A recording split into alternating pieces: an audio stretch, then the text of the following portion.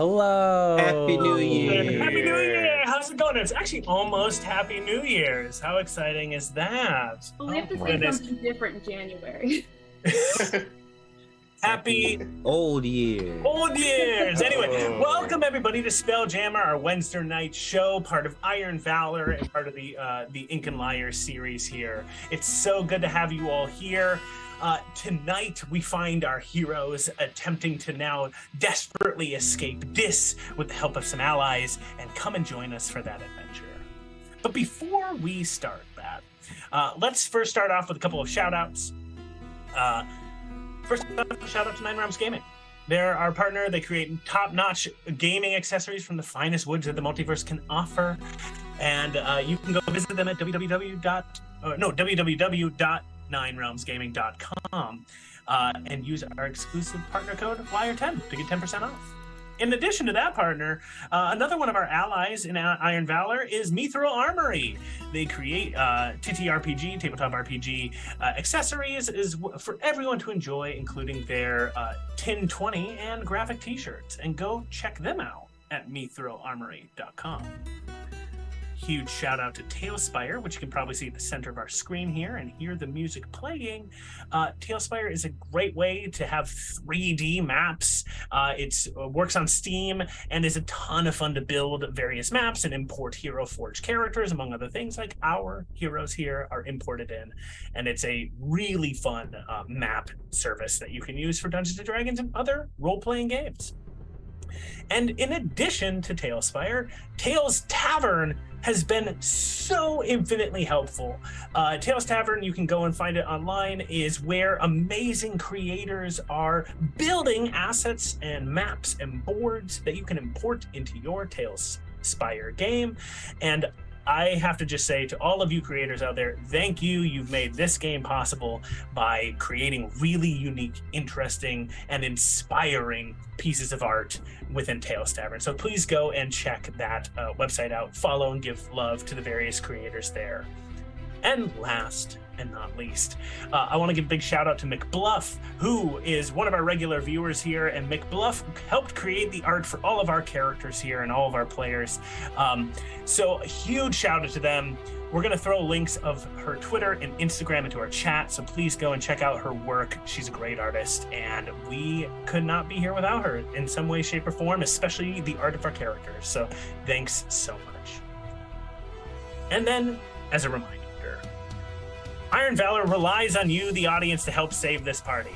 Last session, the party found themselves attacked by Reavers, space pirates. They were attacked by the infernal guards of Dis, and they were attacked by the Spelljammer Academy itself. And assuredly, a number of them would have died and or perished had you not have stopped me. You jerks. You can get Valor tokens by watching the show, and you can grant players boons or curse my enemies, and you can use the command ! Commands to see the ways that you can influence the game, and you can help save our heroes or hinder their enemies. So please impact everything here. And thanks so much for those of you who have voted of our favorite flag for the team and are working on that as well. We're going to soon be announcing whatever is going on with the flag and which one we selected, and then we'll put that as a backdrop to our show as well for a period of time. So thank you so much. Am I missing anything, gang?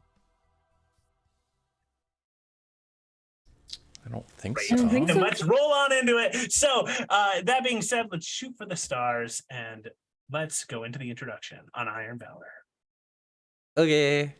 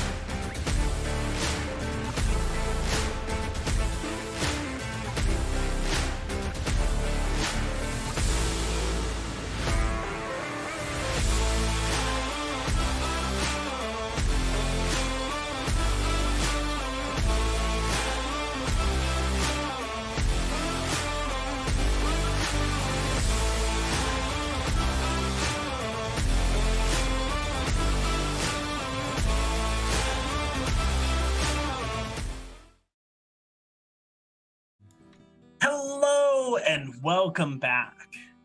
For our episode this evening, we find our players starting off having just recently escaped from the city of Dis with almost nothing to their name at this point in time. They've lost nearly everything, but I don't have to tell that to you. I want to invite instead one of our crewmates to give us the captain's log.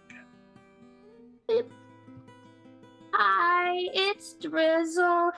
This is the captain's log. Leon's unconscious on the ground, and we just got picked up by Oksani. But let me rewind just a little bit. So we were in Dis, which is a layer of hell because we were, well, a whole bunch of things. But I got arrested for stealing, which ended up with all of us being arrested for me stealing like a pair of shoes. And we incited anarchy in the city, and all these freaking dragon things were coming up on us while we were on a date, having an evening on the time. It was really a good time otherwise. But then apparently the admiral had paid off like the full government of a plane of hell because they suck, because he sucks and he doesn't like us and he doesn't love his granddaughter, and it's all my fault is the thing. And that's okay. Because now we're with, the dread pirate Oksani, and we're gonna figure out some way to move forward from this point. Even though we don't have the ship, or any of Jazz's things, or any of Leon's clothes other than his date outfit. Anyway, I hope things get better from here. How do I turn it off? Noink, how do I end the captain's log? With that captain's log, thank you so much. As Drizzle had described the party, and I see that luck is being redeemed by Afraid Not here to all of our party members here. Yeah. As Drizzle had mentioned, the party now finds themselves aboard the ship named the Prometheus as it rockets away from the layer of the Nine Hell, Dis, and shoots off into the astral sea. But before we get to that, as Lore, you help carry Drizzle aboard. Bliznoik, you are rolling this large automaton from Mechanus alongside this gnome, and as Jasmine, you help pull Leon inside. We start, Leon, with your eyes slowly opening, and I ask you all to roll initiative. Why? Oh, okay.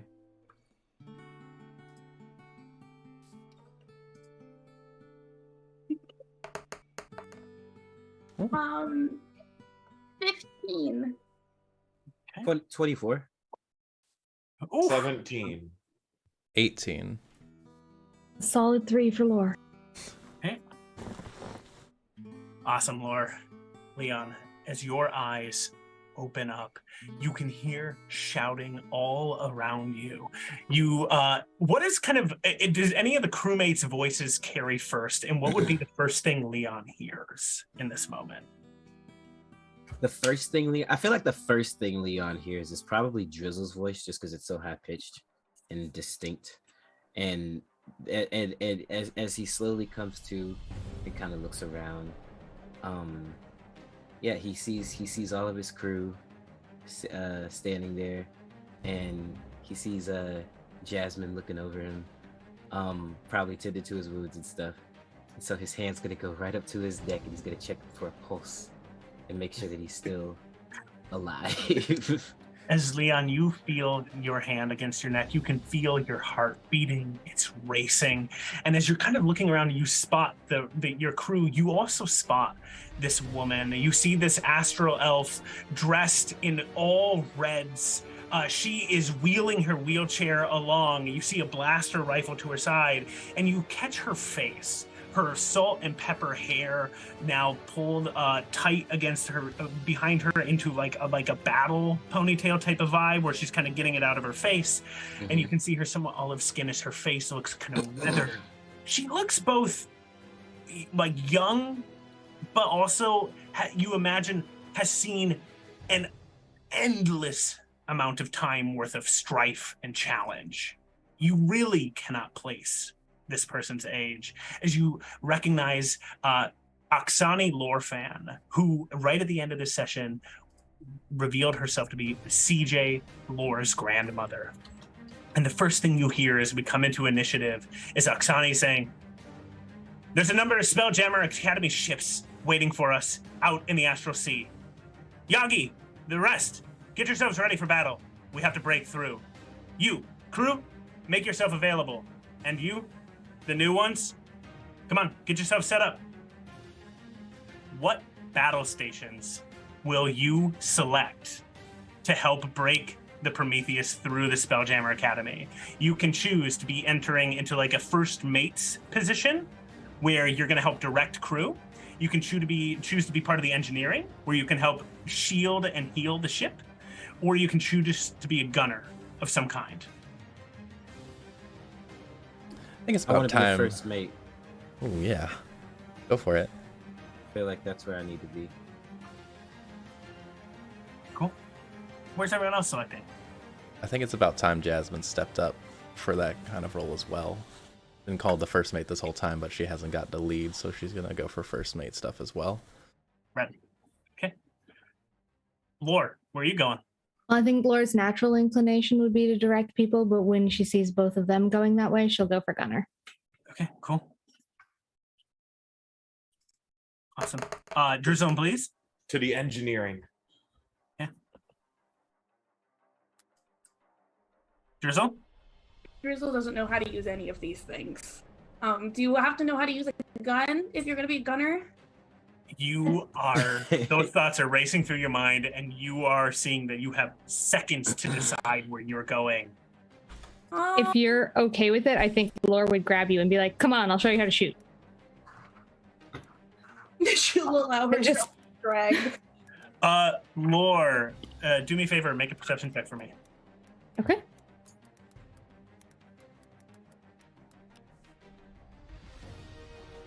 14. 14? Great. As you are grabbing Drizzle, saying, "Come on, I'll show you how to shoot," you, for a second, you had raced up into the Prometheus, and the first thing you had seen is Oksani rolling towards you, saying, "It's good to see you, grandchild." And as you are still wrestling with those thoughts for a second, what's kind of going through Lore's head? There's a moment of chaos here, but you've just received those words. I mean, yeah, Laura would have. I mean, Laura was kind of attached to Drizzle anyway. But when she said that, Laura would have just stared at her for a minute, not in a bad way, but just like completely dumbstruck. And just kind of. And before I think she'd really even gotten a chance to say something, Oksani's telling people to take position, and she's just gonna look at her one more time and just, "Come on, I'll show you how to shoot," and pull Drizzle. As you look at Oksani, you see her watching you. You've seen now the crew starting to split off, but you had noticed Drizzle sort of standing there and uncertain and trying to think about what was going on. And in this moment where you've grabbed Drizzle and directed Drizzle, you can see some look cross across Oksani's face, and you feel that she is proud of you, having met you just seconds before. That's sweet. Yeah, she's just gonna take some time to probably those thoughts are racing through Laura's head as she's setting up her station and Drizzle's station, but she's definitely, there's a lot going on up there. Spreading throughout the ship, you find that both Drizzle, you and Lore race down into a lower level where you grab your hands on some of the cannons. You see other crew members also starting to line up as well, arming their cannons, and some of them are starting to direct you and help kind of coach you as to how to operate yours as well. You can see that these cannons are covered in magical arcane runes, and one of the crewmates quickly explains that these cannons shoot like lightning and fire rather than actual like bullets or anything along those lines. Please know, like, as you race down, you race past the cannons, and you are following the gnome who had helped you roll the Mechanus crawler into the ship as well. And as you're following, you see this gnome is sort of shuffling along ahead of you, explaining, "Right, there's going to be shields. We're going to have to activate them. Do you know how to work a ship? It seems you worked the Mechanus crawler pretty well." Yeah. All right, good. I've worked the ship. Perfect. And you see as she brings you down into the lower levels and says, "Okay, I'm going to be channeling some magic to help try to give us a divine shield. You need to be working some of the controls here and do it on my command. And she points to you an incredibly archaic. It's not complicated because it's new. It's complicated because it's old and outdated system. And you are now looking at this system as you stand there. And lastly, Jasmine and Leon. Leon, as you pull yourself up, you see Oksani is rolling past you. And Jasmine and Leon, you see Oksani calmly moving. Whereas others are moving quickly, Oksani is moving slowly but deliberately and moves up a ramp. And you see as she arrives up on the deck of the ship and begins calling out orders. She turns to the both of you, and you notice that she gives you a nod. Both of you make insight checks. All right. To give you, before you tell me the number, I'm going to tell you what this is going to happen with this insight check. You are trying to roll high. If you roll high, I will tell you what Oksani expects you to do. And if you roll low, you will not know what she expects your specific role to do. And you will have to make it up on the fly. Well, I rolled a 5, so... Rad. I got a 14. Okay, you do have luck points. So, in case you want to use it, no pressure too. I got a +0, so I think I'll just roll with a 14. Yeah, I kind of want to play this out. Yeah, I only have a +1 on insight, so... You both fail. Oh, cool. Oksani looks at you both Awesome. and just nods. And you have a realization, both of you, that she's not giving you two orders. She expects you to already know. Okay. The ship takes off, surging up through the 9 hells of Dis. And you can see as it is launching up, it's starting, as you see the air starting to thin, you Jasmine standing on the deck, can make out the now gravitational bubble that sort of makes up how Spelljammer ships function and how they exist within the astral sea, starting to shimmer and surge around the ship itself. Oksani gives another call. All right, get ready for our first volley. And you hear all the cannons on the starboard side of the ship begin to arm themselves. Drizzle or Lore, which one of you is on the starboard side? Flip a coin? Unless you want to. Yeah, flip a coin. That's Sure. fine. Well, I don't have one, so I'm going to flip a guitar pick. Heads or tails? Tails. Heads. So I guess I'm starboard. Awesome. I'm port. Okay, great. Great. I say confidently. Or all of the cannons, including yours, begin to load themselves, are getting loaded by the crew as they arm themselves, as the ship you see is rocketing forward. And at this moment in time, as the ship is launching up, what's going to happen is that this is basically going to be a skill challenge. We're going to see how well you all help navigate trying to get this ship through the wild space and eventually into the astral sea. As you launch through another set of clouds, you see it. 15 Spelljammer Academy ships are waiting up there. You see that some of them are starting to try to reorient themselves, surprised, it seems, by the fact that one of these, another ship had snuck into the city of Dis and is starting to escape. But you can see that 5 have seemed to have been prepared and are aiming and readying themselves to shoot. And Oksani, you notice, is quiet.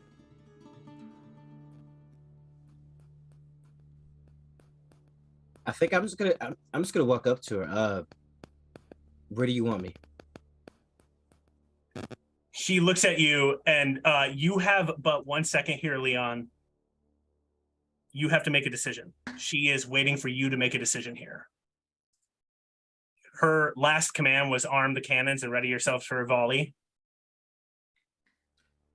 What are you gonna do, Leon? Okay. There's 15 ships, right?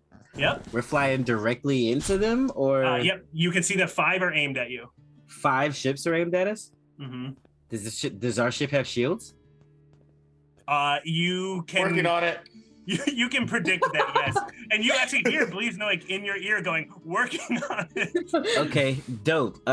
Yeah. we need those shields. We need those shields up ASAP.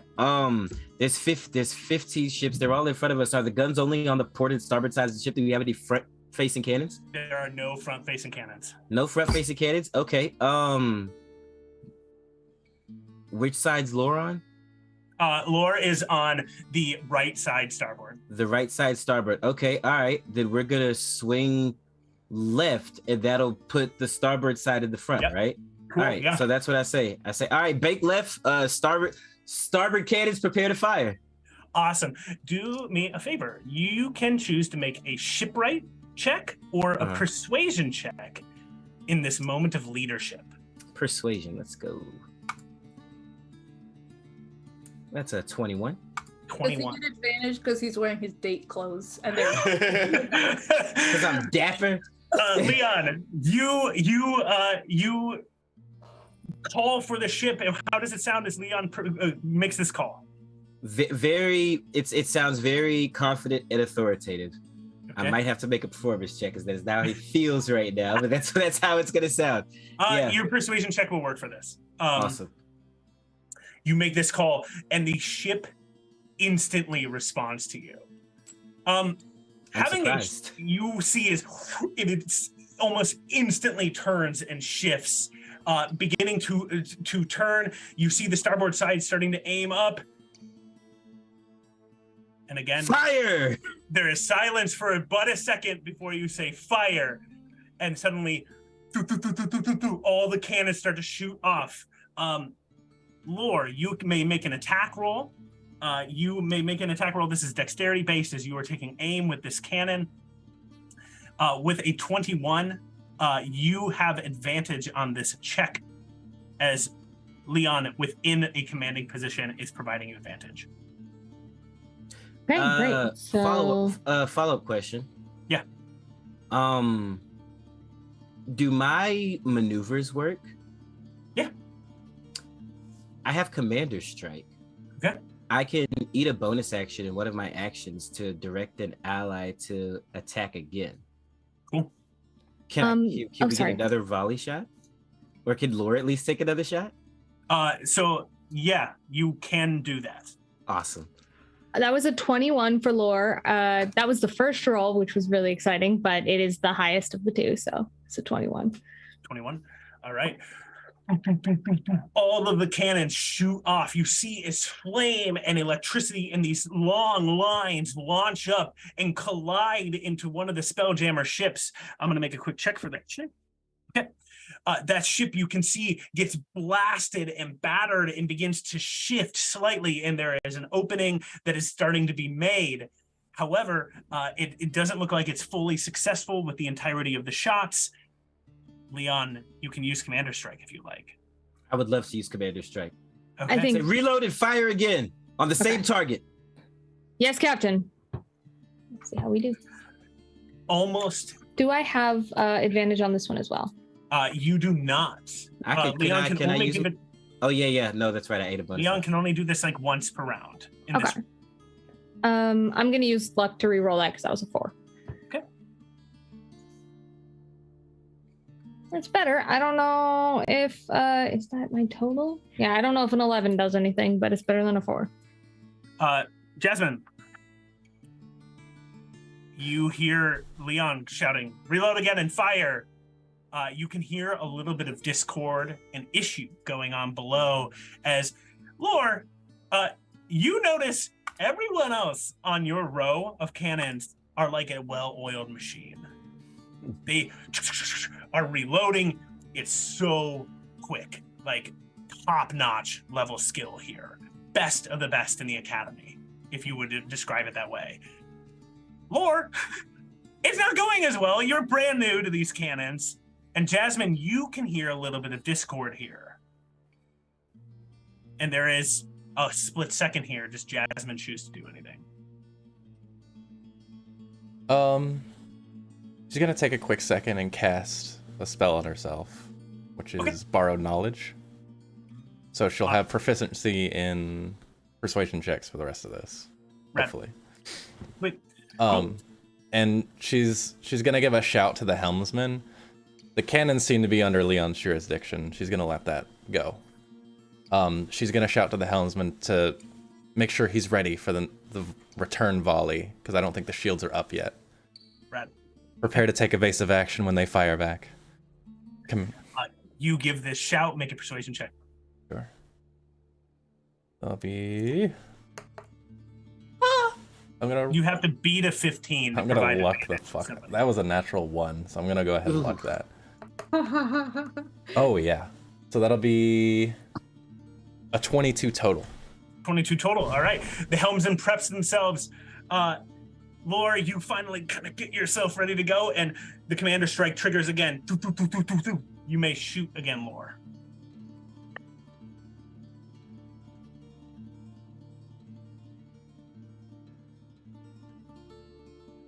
They can't all be winners. That's a 3. I'm gonna go get my own fucking dice. Okay. So D&D Beyond screws me every time. With your shot, Lore, you see as all the cannon shoot out again. This, again, Jasmine and Leon, as you stand atop the ship, this brings back memories.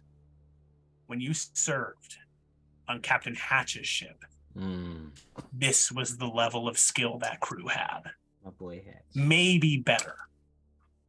As you served on board that ship, you recall in the fight with the Gith that you joined, the moments when Captain Hatch, with a commander's strike, volleyed twice, and then on the back end, his first mate, Niara, with her commander strike, was able to convince a third attack within almost a matter of seconds.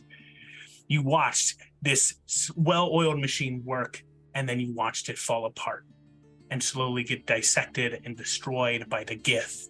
And as you see the volley come from your shots and from this ship of the Prometheus, you see as they launch up again, many of them colliding into the same ship. And you can see as that ship begins to list and sink down, and there is a pocket now within the blockade ahead of you.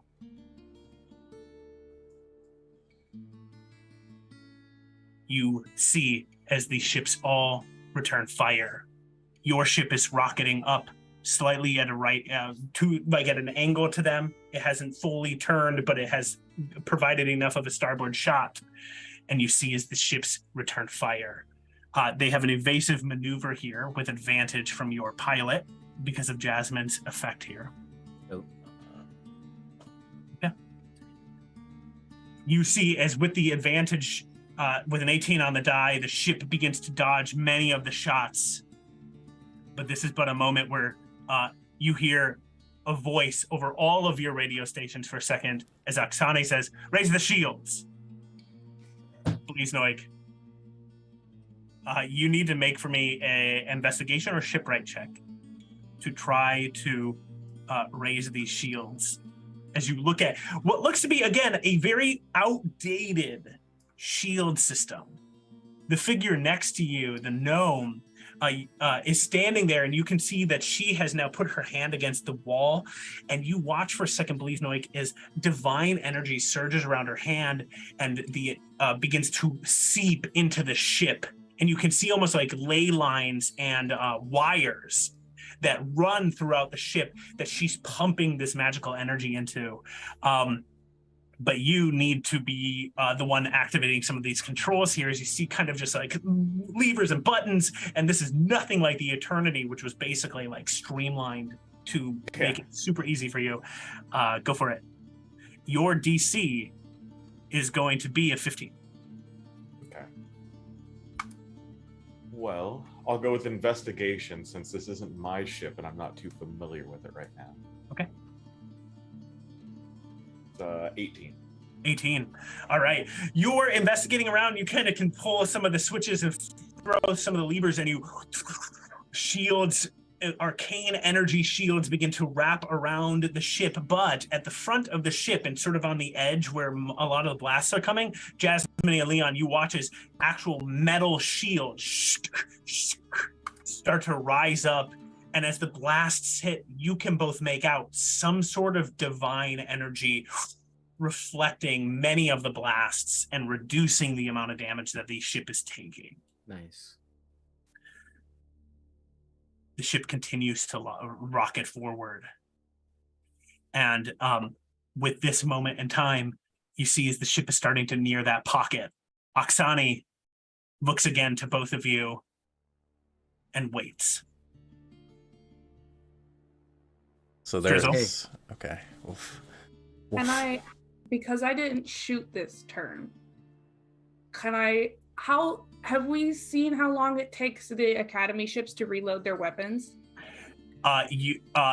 Only the best ships in the Academy could reload as fast as this crew is doing it. No, the Academy. Yeah, you know. Oh, actually, make an Academy history check. This is a chance for Drizzle to try to remember something about your time at the Academy. So that's a 3 total. Right. So she's just gonna. I'd like to try to do something, but it'll be in a minute. So other folks can. Like a full minute? No.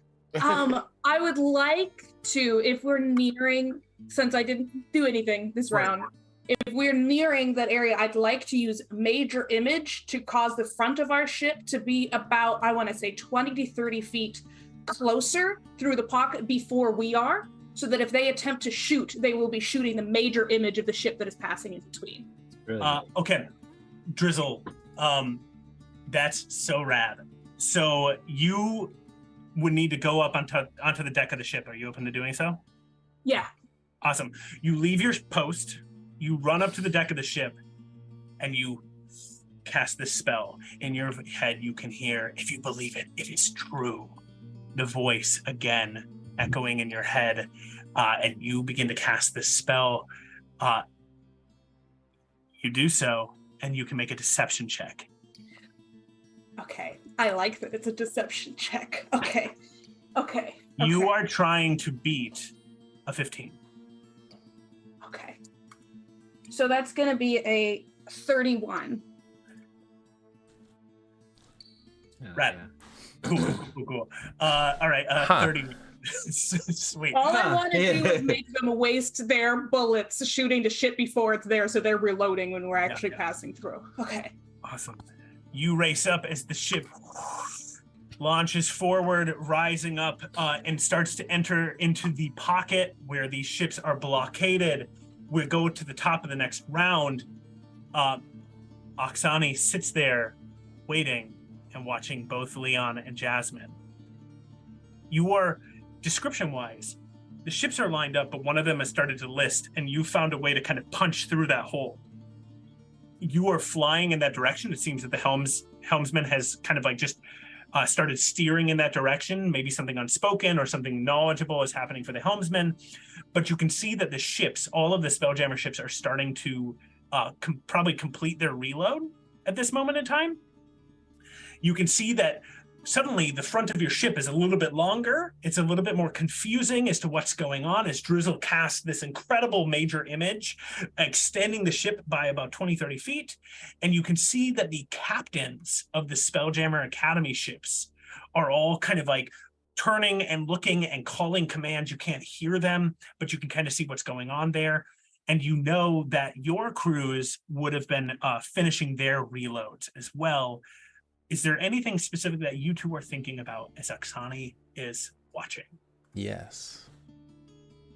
Their formation, I imagine, is kind of like a big wall of cannons, right? That are all kind of pointed in one direction. They're all in the same level thing. We made a hole in it, but we don't necessarily have to go in that. I'm thinking we go under it and turn the ship completely sideways and blast them as we do. So that we get a broadside off and we get through. And they, Wait, so be you harder for wanna them to hit us. So you want to fight? If we go under underneath them, then they can't hit us with their broadsides. Can we do that? You can attempt to. Because now we have a big major image that's going for the hole. Because I'm pretty sure Jasmine would know what that is. And we have a pretty decent shot at getting underneath them, because this is a very fast ship from what I'm understanding.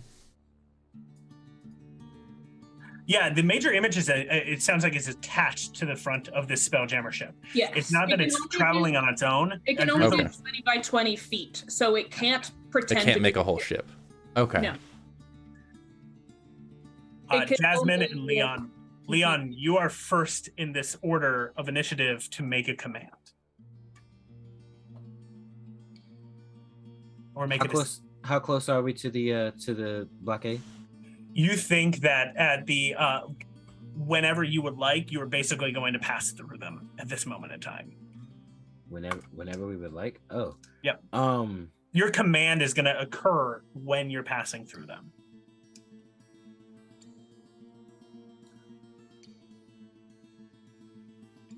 Okay. Well, we have the image up. Did they shot? Did they fire? Did the image work? No, you don't know if it's worked yet. But we have 20 feet though, so we can start going through. And if they don't fall for it, then we can go under if we need to, right? Yep. All right, then we're gonna go forward. Cool. All right. Awesome. So you're going to continue going forward. You two can reserve your aid to anybody else within the ship in this moment of time as more things occur. Your ship begins to travel through with a 31 deception check. Your ship hasn't. Yeah, of course. Your ship hasn't shot yet. No. Oksani continues to just sit and wait quietly, and you see the entirety of the Prometheus and the crew is waiting. You feel it, Leon and Jasmine, this moment where they want a command. And Jasmine, you've noticed Leon said nothing. I'll use my little sending stone that we have and be like, Leon, if you give the order to prep to fire, I'll have him list the ship sideways so we can get a shot in as we pass through. Or we could just fire from either side. It's up to you. Prepare to fire on my mark.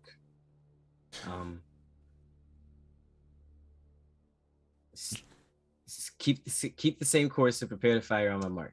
Yeah. You saying that to the crew? Or you saying that to me? Because I'll scream it for you. Go ahead, scream it for me. Jasmine screams it for Leon to wait for his mark to fire. Okay, you shout that command, and you watch as the Spelljammer ships, the Spelljammer Academy ships, all shift. They're twisting and turning, and you see as they begin to shoot into one another, going through the illusion of Drizzle's extended part of the ship. Every one of their shots, as they were ready to kind of basically line your ship with blasts, they shot too early. And with each shot, they keep shooting into one another in this moment in time as your ship is still passing through, the cannons going off poorly. A horrible, devastating mistake as two Spelljammer ships begin to collapse and fall out of the air, plummeting down towards the city of Dis as you launch forward. There are two more, and in this moment in time, there is a pause. Oksani is just looking at you, Leon. Jasmine, you've shouted your order. You are passing by the last two Spelljammer ships. They haven't fully shot all of their shots yet, but they've unloaded many of their rounds. What are you going to do? Fire. Okay. You take fire all cannons fire, because there are ships on either side of us, right? Yep. Because we're going through the hole. Am I seeing that right? Yeah. All cannons fire. Yeah. You shout all cannons fire. You may make a persuasion check. Jasmine, you may make a persuasion check. This is going to apply to both sides of the ship. You have to beat a DC 15 to give advantage. If you give advantage, Laura will have advantage on the attack. 24. 16 and 15. How come you guys roll so well on D&D and Beyond? All right. I got plus 11 persuasion. Laura, you have advantage on your shots. Okay. Ooh, nice. That's an 18 or a 6. I'll take the 18. So that's a 19 total. On my shot. And is it one shot or two shots? It would be one for you. Okay, so that's a 19. You take the shot. You see that the rest of your crewmates get a natural 20 on their attack and another 19 on the die. As your ships fully lace these other two Spelljammer Academy ships. You can see as explosions are happening everywhere. You are launching through chaos and carnage, and Oksani's voice comes on the helm for a moment and says, Yagi, get ourselves ready to launch into the Astral Sea. And Yagi turns to you. You see this gnome shift and go, Right, get the levers going. Let's go. We got to get out of here. Please know, like you've done this before. Basically, you just have to flip a couple of switches to successfully kind of get the ship out of wild space and enter the astral sea. Yeah. You need to do that on this system. Oh. Okay. We will. Why is it so old looking? Spring-based. This is weird. That is a 21. 21, awesome. Investigation. 21 investigation. Cool. You take a 21 investigation and you flip the switches. You start going into the astral sea, leaving wild space. Drizzle, you are the final part of this. You can see as you look back, Spelljammer ships are starting to crumble and fall. You see crew members flying around on those ships, some of them falling off of those ships. What do you do, Drizzle? What's Drizzle thinking about? Is there anything you want to do? Oh, well, we're making it through, right? I assume I could drop the major. You're escaping. Okay. Drizzle's gonna sit down quietly on the floor. Cool. Drizzle, as you sit down, make a perception check. Oh, yeah, I'm great at that. That's gonna be a 4. Red. All right, cool. You all launch off, and as you all leave and escape from this realm and start to enter into the astral sea, you spot, just before you all leave, even with your 4 perception, Drizzle, you just missed other things. You all see the eternity rising out of the clouds of Dis. But the Prometheus is gone, enters the astral sea, and you see Yagi shoves you aside, Bliznoik, and starts to flip a couple more switches and goes, "Great job, you did a really good job for never being new. Knew you had it in you." And flips some switches, and the Prometheus, you were right, Jasmine, is incredibly fast as it takes off and gets out of Dodge. Oh man, Leon sees his ship and just stares at it as we leave. All right, you find yourselves now. We find a moment where we have a little bit of a break. A couple hours past, you have a chance to take a short rest as the crew settles themselves. During this period of time, Oksani approaches each of you in person. Good job. I'm proud of you. You came in, you took good control. She speaks to Jasmine and Leon. Well done. Leon, I knew you had it in you. She goes to Lore. It's so good to see you. Let's have a conversation soon, but settle yourselves in. There's a cot waiting for you. And good Thank shit. you. Thanks. And she approaches Drizzle and Bliznoik and offers congratulations and tells each of you, you're safe. And a couple hours have passed.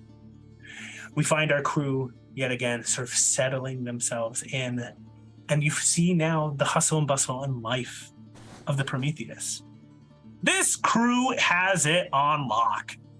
They are handling everything.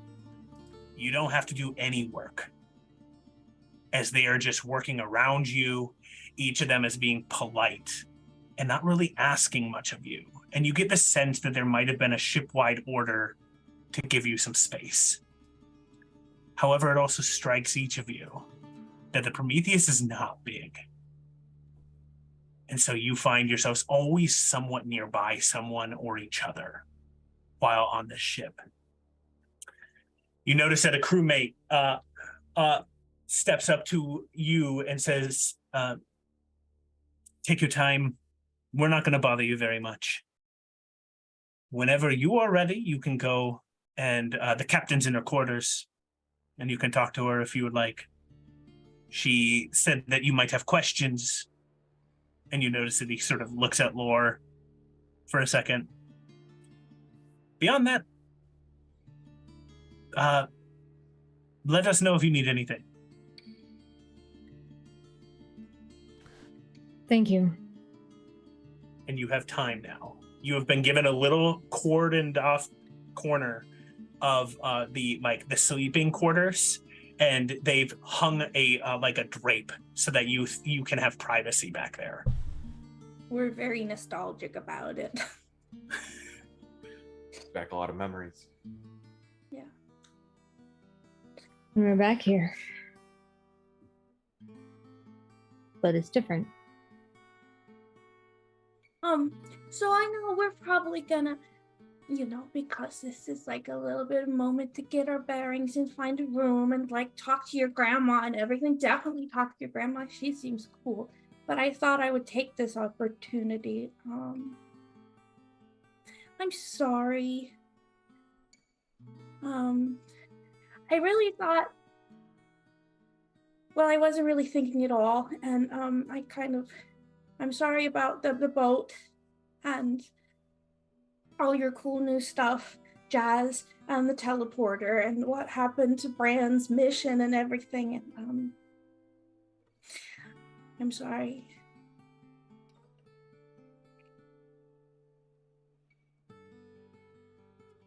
Okay, bye. Laura's gonna follow Drizzle out the door or whatever, if no one had said anything to her, and just kind of, hey, Drizzle, wait. She's gonna hug her. I don't give a shit about the ship or the zombies or any of that. I'm just glad you're okay. Thank you. I'm glad you're okay. We all made it out. And that's the one thing we can't replace. Yeah. I know. I'm gonna be better. Well, I guess that's kind of the thing about growing up, leaving the academy, figuring out what we're doing for ourselves, is if we're doing it right, we're always getting better. Yeah. I believe that it's gonna get better. I'm glad. And she's gonna kind of hug her quickly one more time and kind of, we all screw up, Driz. And other people are gonna handle it different, and it'll take other people different time, but I think the whole crew cares about you and would rather have everybody in one piece than, I don't know, maybe I'm wrong, but that's how I feel. Yeah, I know everybody likes me. I'm very likable, but if I'm gonna be a tool, I should at least be a useful one, right?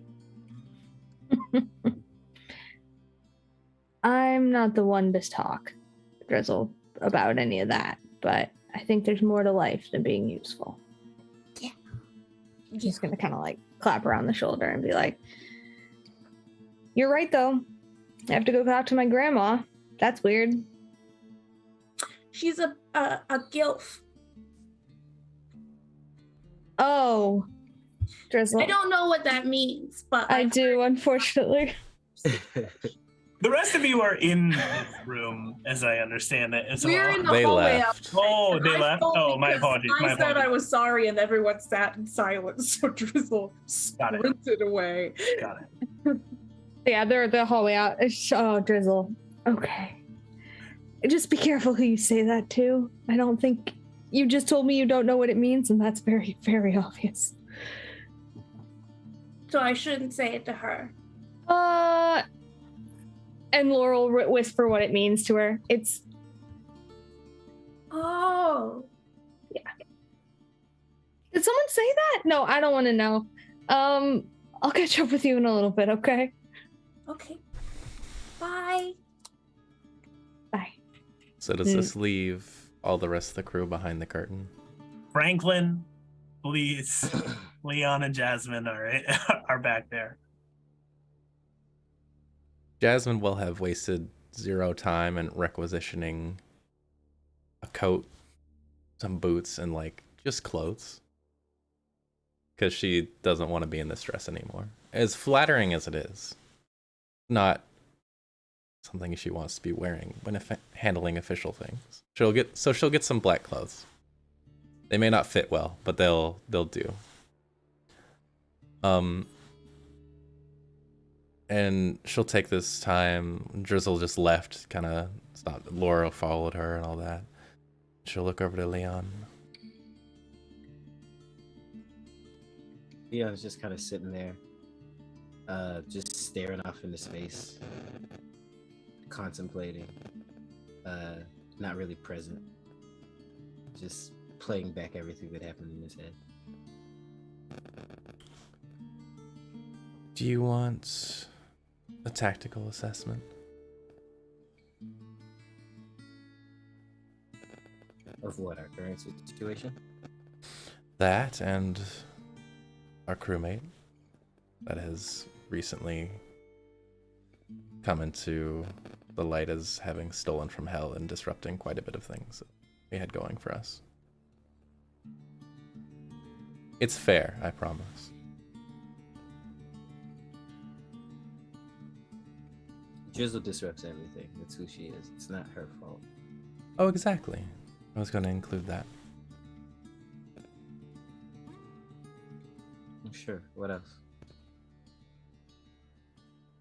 She has proven herself very, very useful before.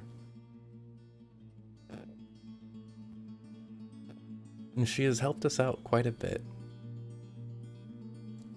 She just needs some work on her naivety. And I think that everything that we've lost here can probably be recovered. I think we should get our ship back. I think we should get this tracker out of Bliznoik, and I think we need to make sure that these people are our friends. Because from what I saw on the deck, I think we just passed the first test. I think she rescued us because we had her granddaughter. She was making sure the rest of us were kosher. Yeah. You know, I thought that she was contacting us because she saw something useful. Well, she still does now. But I'm sure there was always a maternal looking out for her offspring. Yeah. If she hadn't succumbed, we'd all be dead right now. It's true.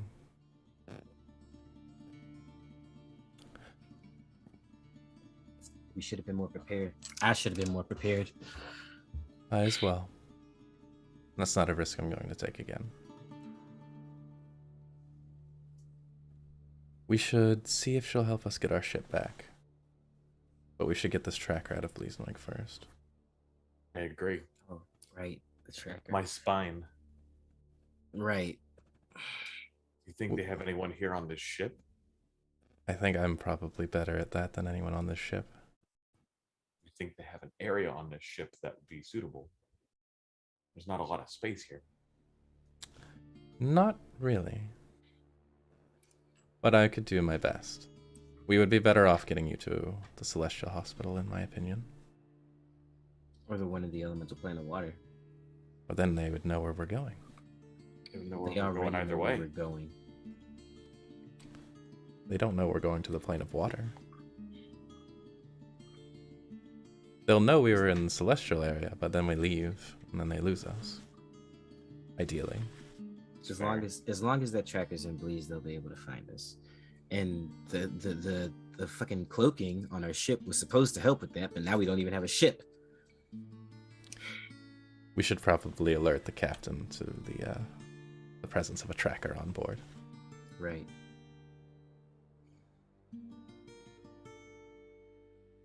Right.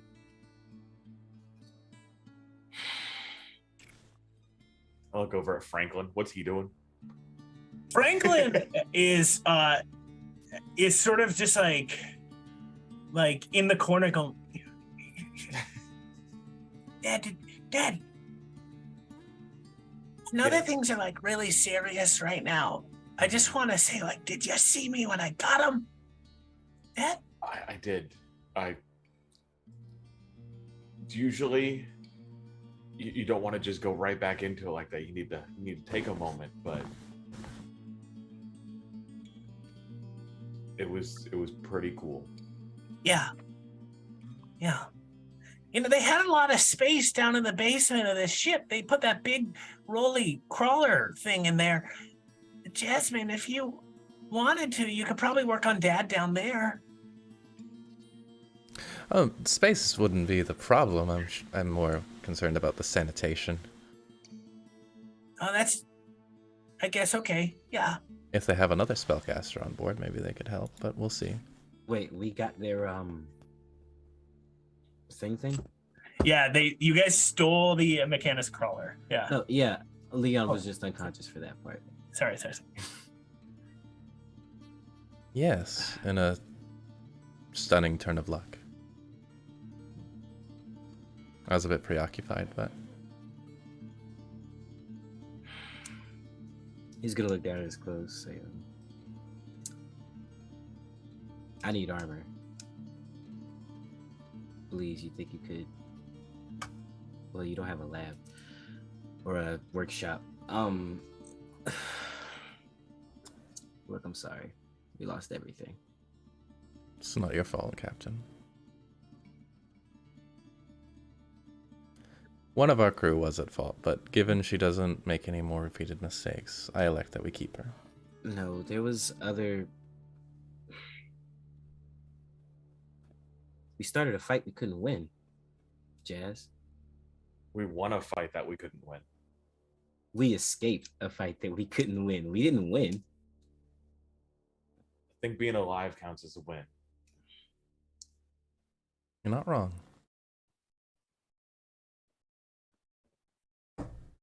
What's going through kind of like plans of action for these three in this room?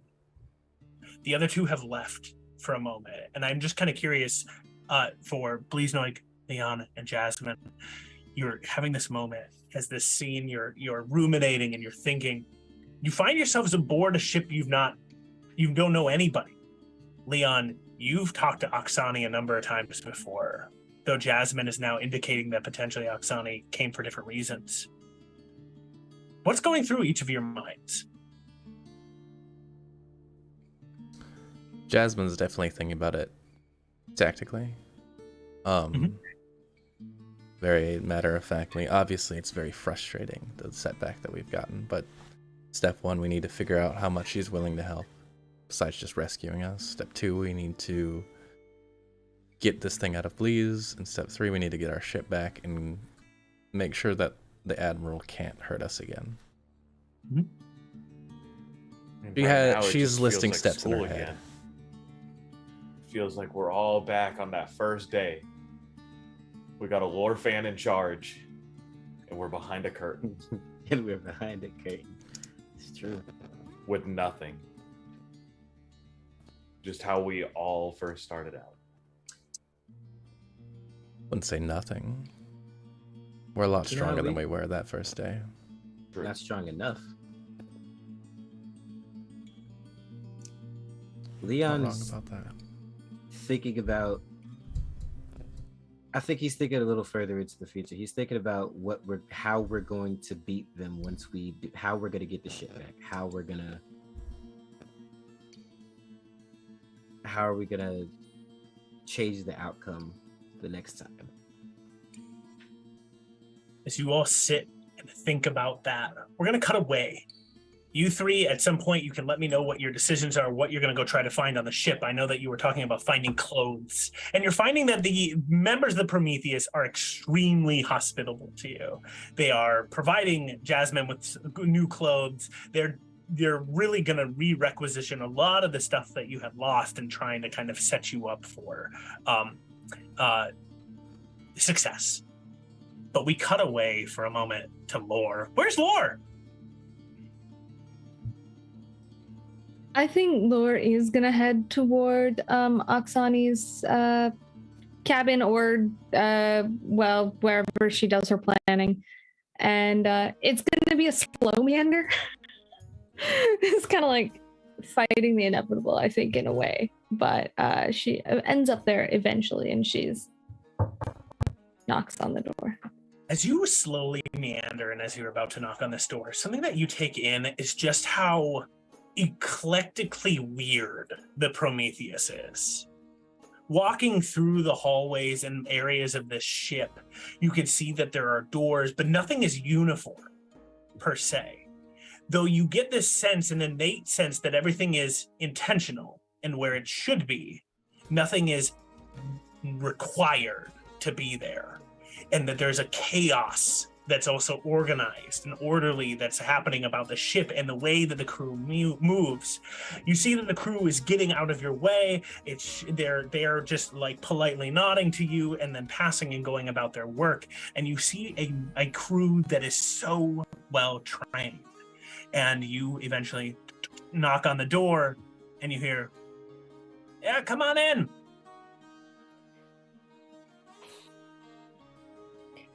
And opens the door, steps in, and Captain. You step into a pretty small cabin. You see that there is a bed in the corner. You spot that there looks to be a bunch of various trophies of the multiverse hanging up around. You can see that you can spot as well that there looks to be like orderliness, but piles of papers, books everywhere. You see a little like shelf, and there's books that's partially hang and are poorly kind of like re-put back in. And you spot also that you see Oksani sitting behind a desk, and you see that she was kind of poring over a pile of papers.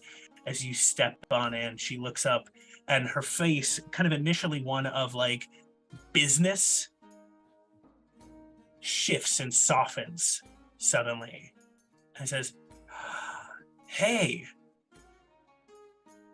I was just putting on a cup of tea. Would you like some tea?" Yeah, sure, that'd be great. Thanks. Cool. Feel free to take a seat or stand or whatever you would want to do. Yeah. And Laura's like, and kind of looks around and, yeah, sure. Yeah, thanks. And is gonna sit at, like, if there's a chair kind of in front of the desk, is gonna sit there, kind of. As you sit down, you see Oksani is finishing up the tea and is pouring it in the glasses. It says, "I just want to say again, for the first time coming aboard a ship in a moment of chaos, you've got the instinct. I'm proud of you. And I'm sorry that I've never met you before." I mean, it seems like life is pretty nuts when you're flying around being a pirate. So, yeah, I mean, I didn't even.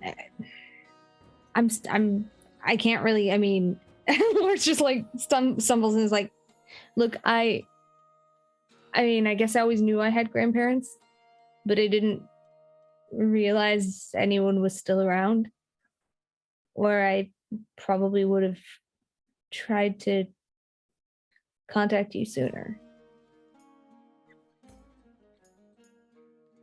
I hear that. There's no excuse. And she hands you your cup of tea and then pulls like a little tea box out so you can select your own. There's no excuse. Like, and just kind of grabs one randomly and stuffs it in the cup. And there's no excuse for not coming to find you. When I met you, you were a little baby, and you wouldn't have recognized me.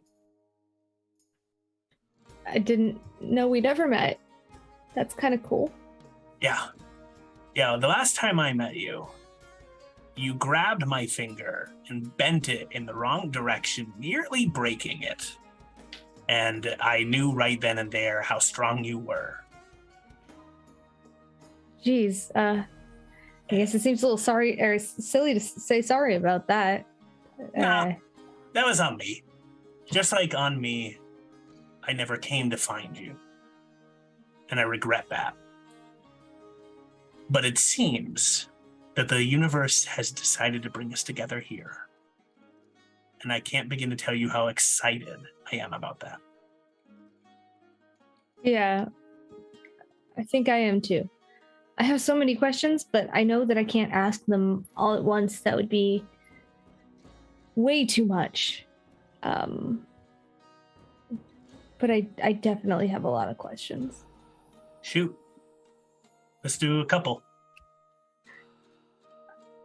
Okay. It's just like, and Laura kind of like thanks for a minute. It's like, it feels rude to jump into the serious stuff because I barely know you. What happened with Dad? Make an insight check. Yeah. And I mean, I feel like she's probably pretty good at reading people. Laura isn't angling for anything specific, like not what happened between Dad and you, or she's just like, what the hell happened is pretty much the, why did I use D&D Beyond again? I got a 13 though, so. 13. Okay. You, with a 13, can see that her face sort of shifts. You can see pain there. And you also see her in this inevitable kind of like, yeah, of course this question was coming first sort of situation. What do you want to know? What happened with him? I don't know. I mean, I don't even know how much, I have no idea. I thought he was a pirate. I wrote him a letter when Mom was dying and he never responded, and I signed up for the academy, and there he was as the admiral, and it was like he kind of had expectations for me, but he also didn't want me there, and I never knew what to make of him. And Mom always told these stories about him, like he was this love of her life and this great guy, and I never got to see any of that, and I'm just confused, and I don't even know if you know, but he literally just tried to kill us. She scoots in her wheelchair towards you and reaches out a hand, offering you to take it. Laura like swallows hard and is like, and just kind of like does take the hand and kind of. I have good and bad news to answer your question. Okay. One, I got to listen to every one of your letters. Your father kept every single one. He read them aloud to both of us. And he was filled with sorrow to be unable to come back to the love of his life and you. Mostly because of what I've done as a dread pirate. And it was too dangerous to reapproach you. You would have put the whole town in danger if you had. Yes. However, I have some bad news, which is that I don't know what's wrong with your father. He and I parted ways so that he could captain his own ship. And at some point, he became the admiral of the academy, and he started trying to kill me too. And so I'm sorry, I don't have an answer. No, that's, and Laura kind of, I mean, it might be as simple as a change of heart, right? But we don't know if it is, if that's not who he used to be, it could be anything. It could be a lot of things, but I can tell you your dad, when he was a pirate, was kind of like you, at least from what I've seen. Strong, capable, but ruthless. His ship and his crew were feared. And so I don't believe that that is what you are. But I believe that whatever is driving him, I hope to find that answer. Why? Again, I cannot begin to say how sorry I am for driving your father away from you and for driving me away from you. But the academy was that wedge, and they prevented us from ever getting near when you were a little kid. We can't always choose the way life goes, I guess. But it helps to have some clarity. Yeah. Because I never knew. I'm really sorry for dropping all of that on you right away. I think I've just been curious for so long. But thank you for saving us. No problem. You know, gotta look out for each other. And I want to extend all of the hospitality possible to you and your friends, to your crew. They're good people. And the Academy has misrepresented us all. Hey, is that a symbol of Thander on you? Oh. Yeah. I don't always wear it. It was it was mom's mom was a do you know mom was a cleric? Oh yeah. She and I would fight all of the time when you were a little kid. And when we first met, she believed in Lathander. I was not into Lathander at all. I serve other gods. And so we were always in disagreement. Who, sorry if I know it can be personal for some people. Who do you serve? You make a perception check for me for a second. Why did I do that again? It's fine. I got a 19. I just keep habitually using D&D Beyond. You look around the room for a second as you ask this question, and you see you like are as a paladin, I think like some sense and awareness of where religious symbols are and where that indication might be. You're looking around and you're noticing that there is no specific symbol. But what you're noticing is make a knowledge religion check with your 19. Roll your dice. That would be, yeah, you're right. I should roll my dice. That was a 6. All right. Thank you. I'll do that next time. It takes a minute for you to click this. Like there's like a pause as Oksani's sort of thinking about what she was going to say. But it dawns on you first that what you see is all of the things that where religious symbol might be are all pictures of your father. As Oksani says, I don't believe in the gods I used to serve. And you don't know who she believes in.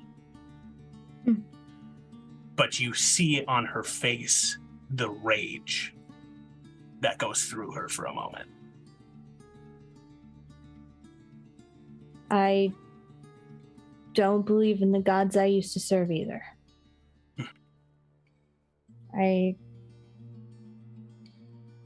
Well, maybe that's not quite right.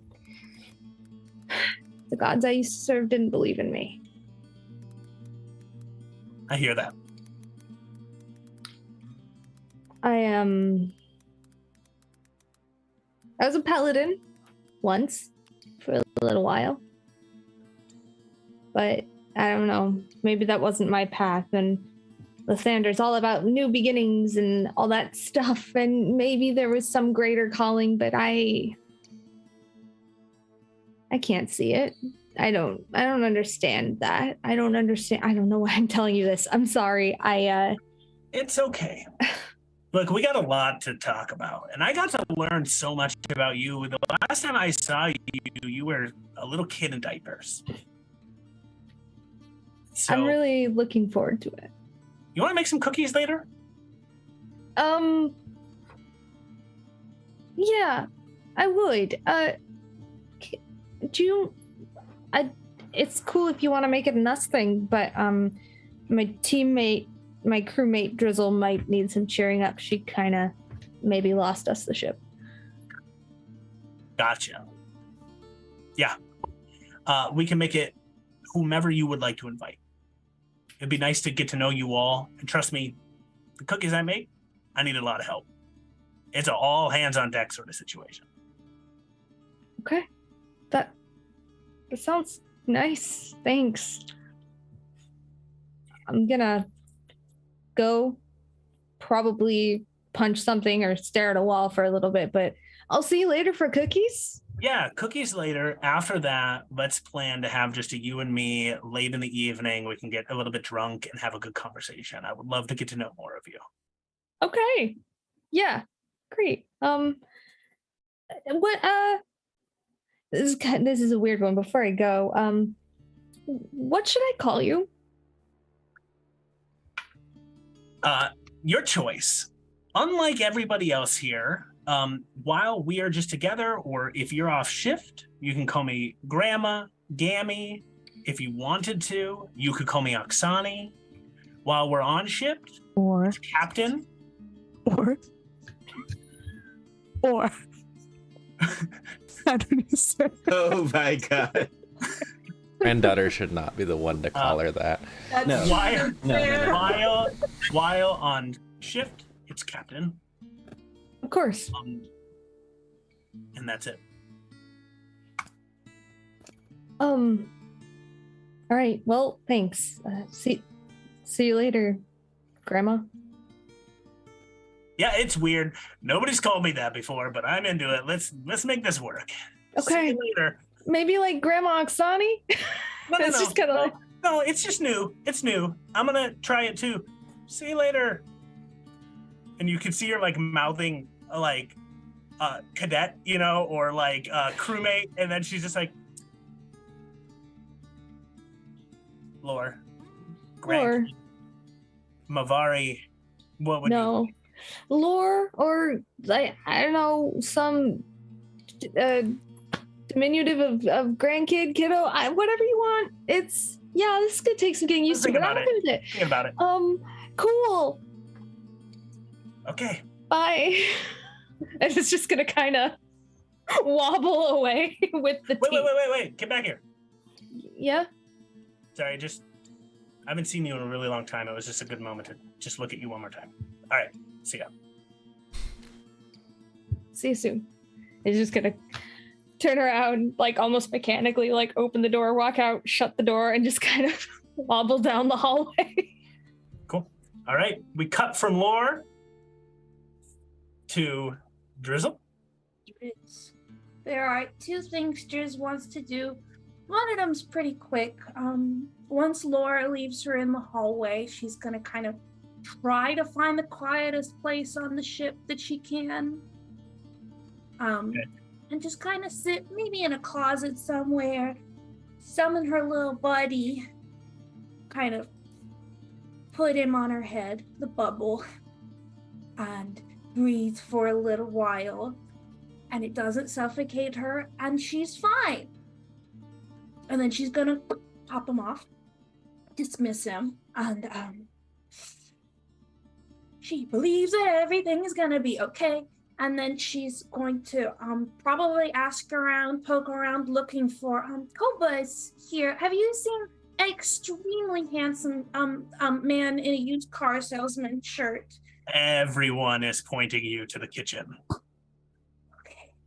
Is he working? You can hear that people are like, oh yeah, he's already like putting on a full-on clinic of food and drink for people.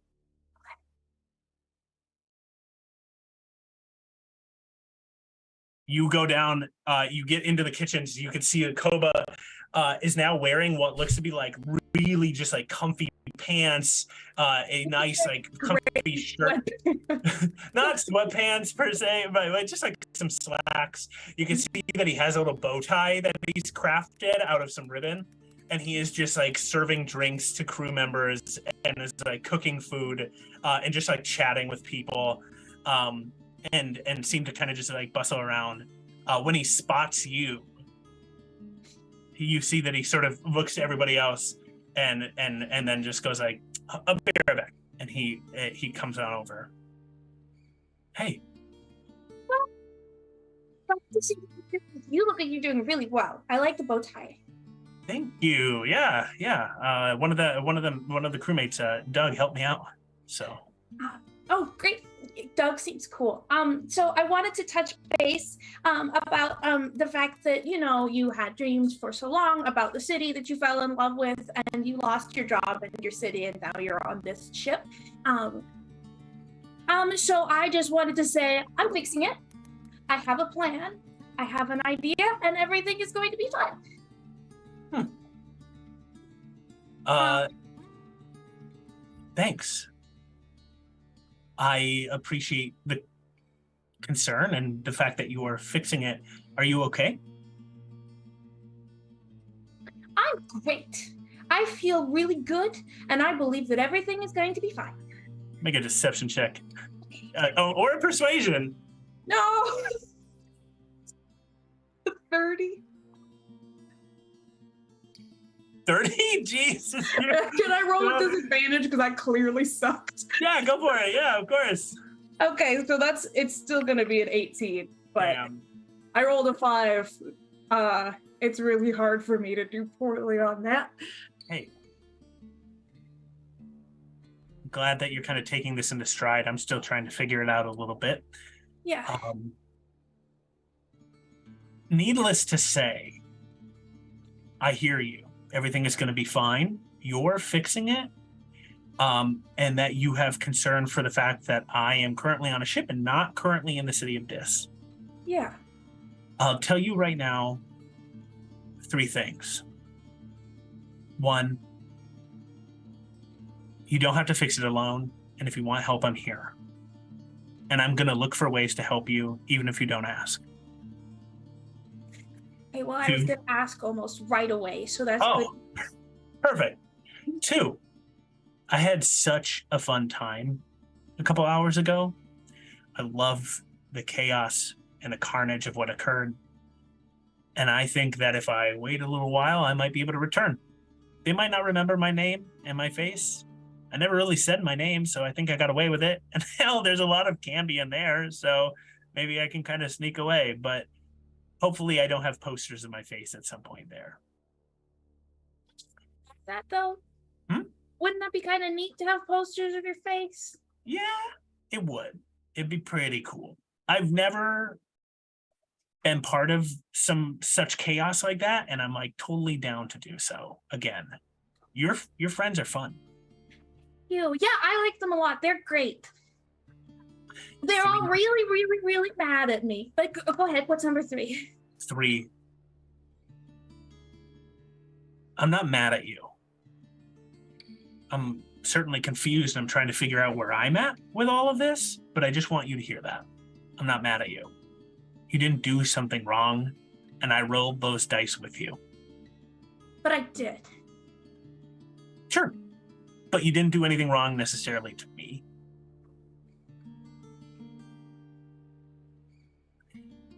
It was really fun being with you.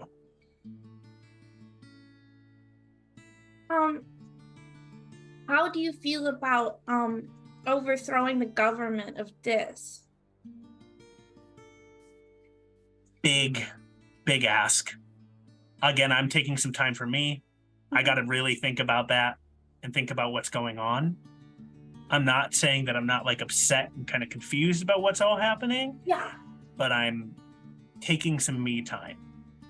Yeah. No, I'm not saying like you alone doing the thing. I'm more asking if the government of Dis happened to be overthrown.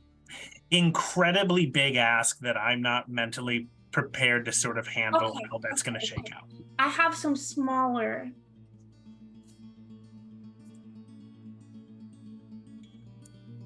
Logistical questions. To me? Yeah. All right. She's gonna like sit up on a counter and she's going to proceed to ask him essentially some information about the layout of this. He like stops you almost instantly and is like, is this in relation to the overthrowing? What? I'm reading that it is, and I'm going to ask you to give me some space. Okay. Can you teach me how to make gelato? Make an insight check, Drizzle. Okay. 3. Cool. No, I'm not gonna teach you how to make gelato right now. I'm gonna take some me time. It was really good to see you, but I am not ready to see you for long periods of time for a second. Okay. Cool. Again, I'm not mad at you. I'm just on a ship somewhat semi-alone from my hometown now, and I'm figuring that out. Yeah. Cool. All right. I'll see you. Koba walks back and is chatting with the crew and making drinks. Drizzle's gonna go sit in a closet with a bubble on her head. Okay. While Drizzle sits in the closet, we're going to come back to anything else Drizzle was hoping to do. Jasmine, Blaze, Mike, and Leon, you guys have time. We have a lot of time. We do got a lot of time. What's going on? I guess I want to talk to Oksani. Might as well get this out of the way. Cool. Yeah. We can have a scene with Oksani, Jazz, and Blaze. What were you two doing? She's coming with for that. She wants to do that if... Oh, you're not letting her? No. That's fine. But like that could be a group thing. But yeah, that's what I was thinking. We were just kind of silent after Drizzle was talking, so I think I should probably go talk to Drizzle first. To Drizzle? If I can find her. Oh yeah, Jazz wanted to find her too. 100% the crew will just tell you where she is. Cool. You notice that Oksani's crew is like, yeah, she's in a closet right now. Like you can kind of get the vibes. They're like, Drizzle, they're like, she's been in there twice. Just a heads up now. Well, yeah, Leon will go talk to Drizzle real quick. Cool. So Leon's gonna go to Drizzle. Jazz, are you going to Drizzle too, or is it just Leon? I'll wait till after we talk with Oksani. Red. Please? I am going to be talking a little bit with Franklin, probably fixing up any of the damages that he's received, and eventually I will be making my way around the ship, and I too will end up stumbling across Drizzle. Okay, awesome. Red. Superb. We'll go to Leon. Leon, you are quickly directed to the closet. So yeah, we get to the. I'll just do a little knock. Occupy. Yeah, it's not a bathroom. Closet. Yeah. No, I know. Yeah. Uh-huh. Can I talk to you, Jizz? Yes. Does it have to be through the door? Can I open? No, you can. Yeah. Yes. And she's gonna use Mage Hand to open the door. She's just like sitting in a mop bucket with a bubble on her head. I'll come in and I'll sit down next to Jizz and say,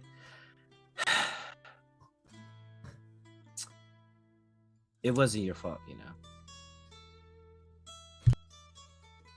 Thanks. You do know that, don't you? I have to believe it. Why? Why do you feel like you have to believe it? Because bad things are gonna happen if I don't. Whoa, hey,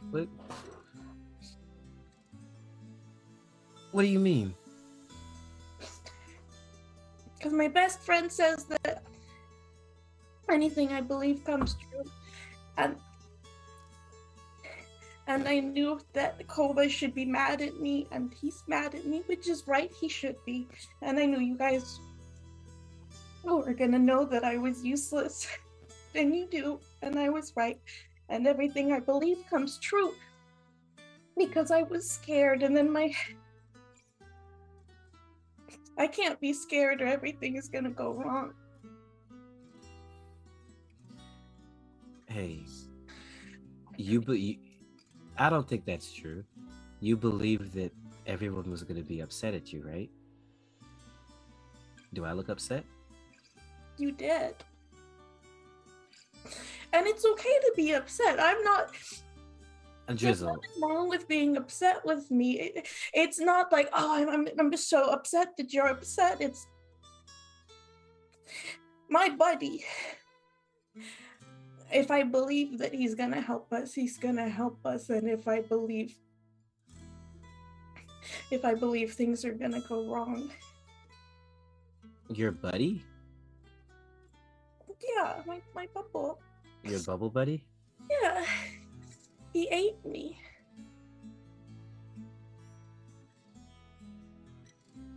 He ate you? When I was away. I mean, I'm fine. But I just have to believe everything's gonna be okay, and I can't be scared, so I have to believe that everything is okay. Listen, as long as you're a part of this crew, Drizzle, everything's gonna be okay. All right? You have my word. Thank you. Okay? Well, I know things were a little touch and go there, but it's fine. It's totally fine. And honestly, you did help. I mean, don't steal from hell again, obviously. That's the lesson, right? Right. Yeah. Don't steal. If you're gonna steal, make sure it's from like a mortal plane. Not one where there are demons and all that other stuff. Okay? Okay. And don't worry. We'll be alright. Alright? As your captain, I order you not to worry. He'll stand up all straight as much as he can in this closet, and he'll give her a little... Understood? I'm sorry for crying in a closet, and I love you. I love you too, Drizzle. If you need to finish crying, go ahead, but we will all be out here waiting. We have a meeting with we're gonna talk to Oksana in a minute, so whenever you're ready. All right. Thank you. Then I'll leave. Leon leaves. Jasmine's standing out there. Or no, Bleeznoik. Sorry, Bleeznoik has been appropriately directed to the closet.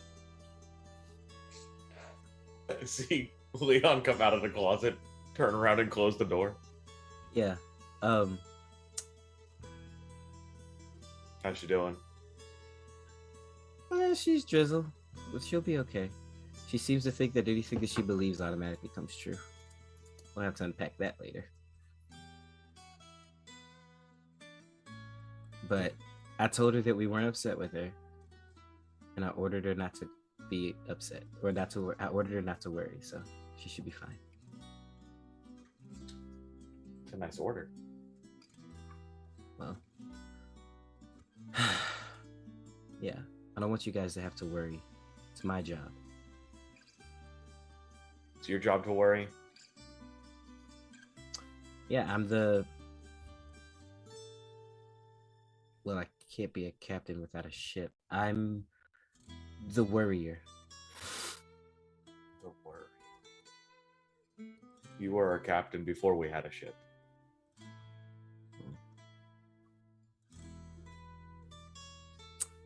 Thanks, please.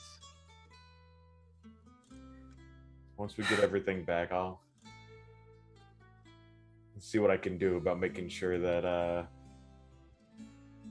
you're always prepared so that you don't have to worry as much. Yeah. I guess I didn't realize how underprepared I was. But I think any of us really realized how underprepared we were. I think we got a little bit too full of ourselves for a little bit. yeah. I'm gonna get the ship back. And your lab and everything else. We're gonna promise. get the ship back. Right.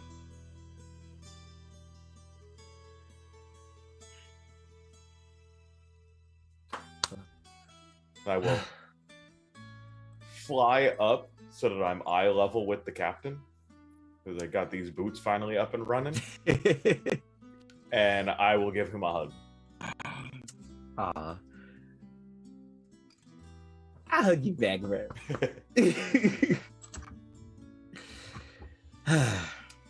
Thanks. How's Franklin? He good? Way too excited. Yeah, no, he's never once we get the ship back, he's never leaving the ship again. We said we were going to go on an adventure. It was supposed to just be food. Yeah. Well, we're gonna have a talk with He's got a taste for blood. He's got to take. He needs to be our getaway driver, so that way we don't have to be rescued again. He does not seem to be worried at all. Well, that's good. At least one of us is blissfully unaware of how absolutely fucked we are right now.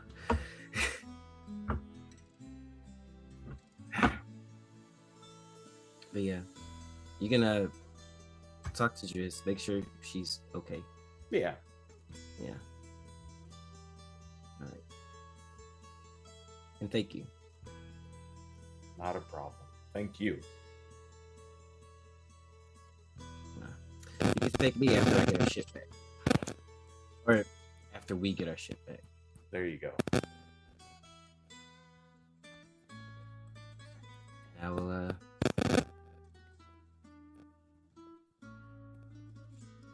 Leon leaves, and please, Noik, you find yourself there. Are you going to take a moment with Drizzle here? Yeah. I'll knock on the closet door next. Not a bathroom. I hope not. Hi. Hi. I heard you guys hugging out there. It was really cute. Yeah.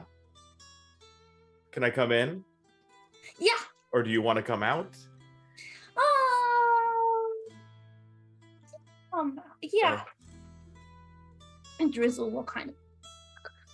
Hello. Hi. I'm just sitting there floating at eye level with you. I like your boots. Thank you.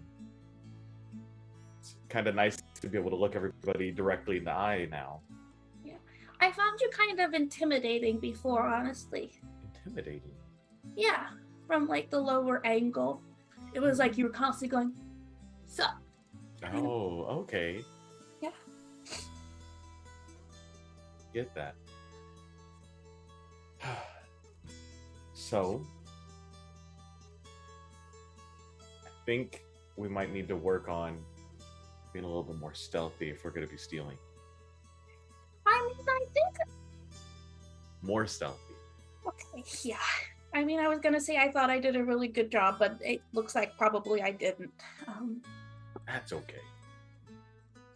Obviously, we can handle, for the most part, whatever they decide to throw at us. I saw that you got the dog. That's cool.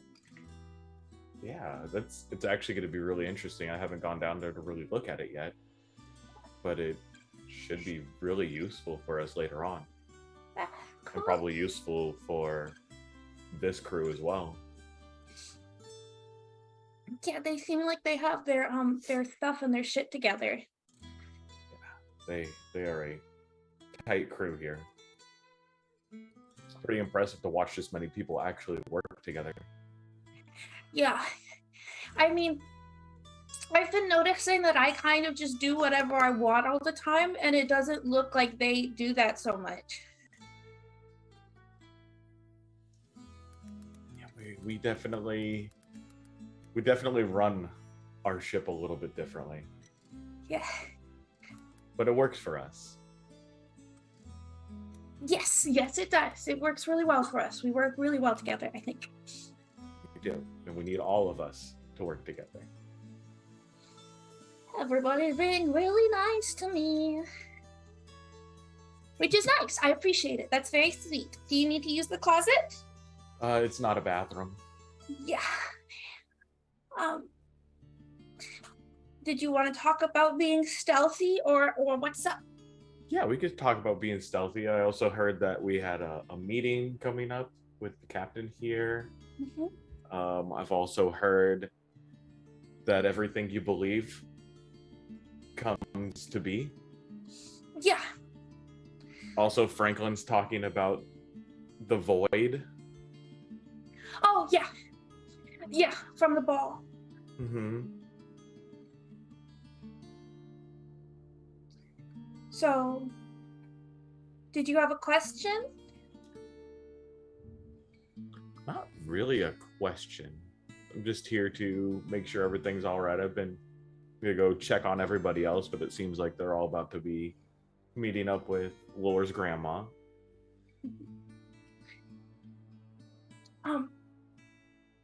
Did you have any questions? Can I tell you about something? Of course. I've always been here. Before gods decided that there should be time, there was nothing. And then in the nothing, there was air. And then there was water. And then there I was. And then they decided to partition where there was the void. And where I was eventually became the elemental plane of air. And then they partitioned us more until there was the cumulonimbus and the cirrus and the other sorts of clouds, and I coalesced into a big sort of something, and we were all together there, but I didn't see or hear anything for a very long time. And I don't know if I heard before him or if he was the first thing I ever heard. He told me, if you believe it, it is true. And then he gave me the radio.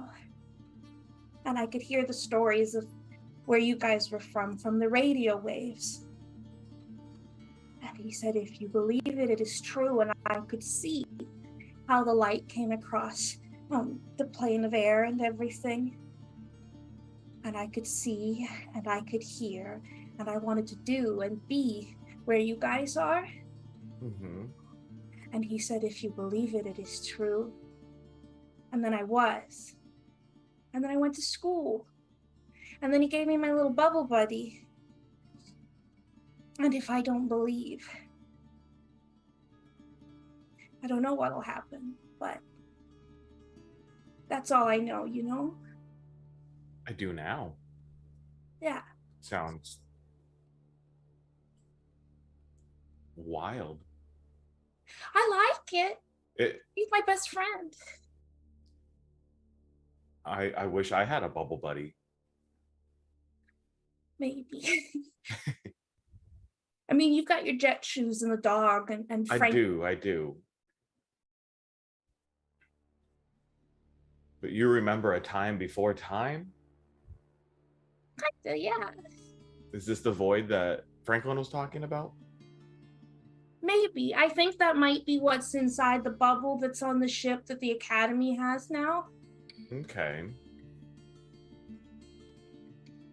You think that's linked to that whole time before time? I mean, this is just what I think, and the DM can tell me I'm wrong at any moment. The time before time. Hey, please make You hear that? Is that voice? Please make either an Arcana or a religion check, your choice. I think I hear the radio. Arcana or what? Or religion. We're getting more Arcana. 24. On what? Arcana. Arcana. What's your religion just skill? Just so I know.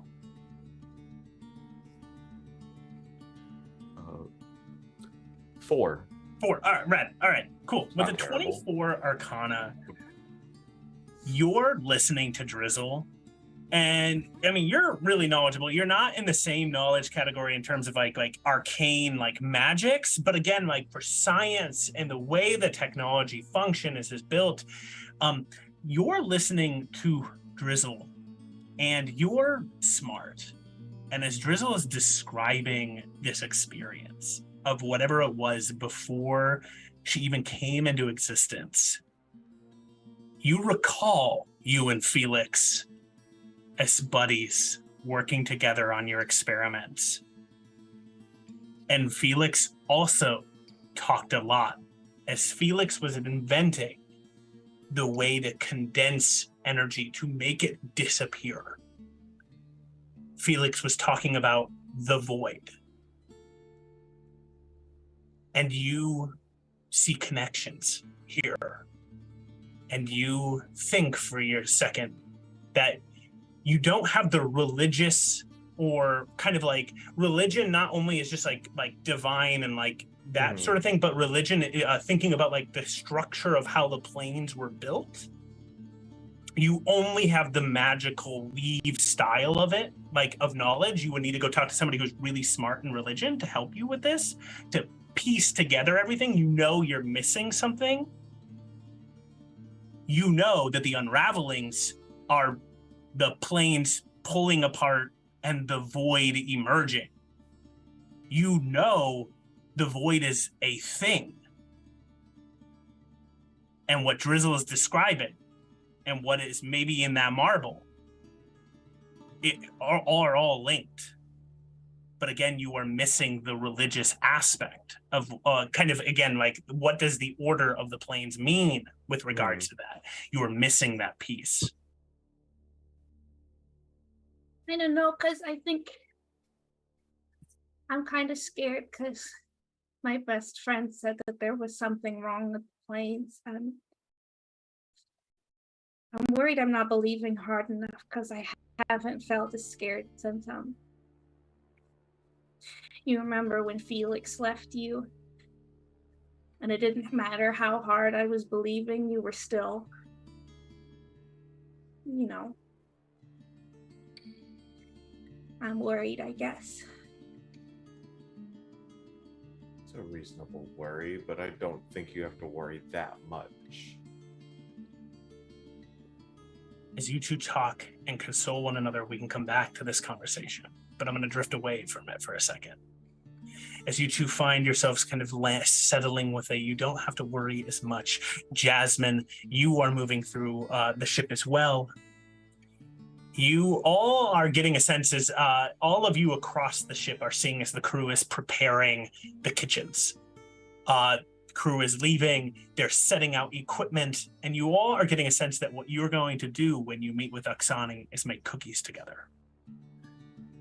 And that is what she's calling you to. But Jasmine, as you move through, you can see Koba pass by and go to his rooms. You can see that he seems a little bit like settled.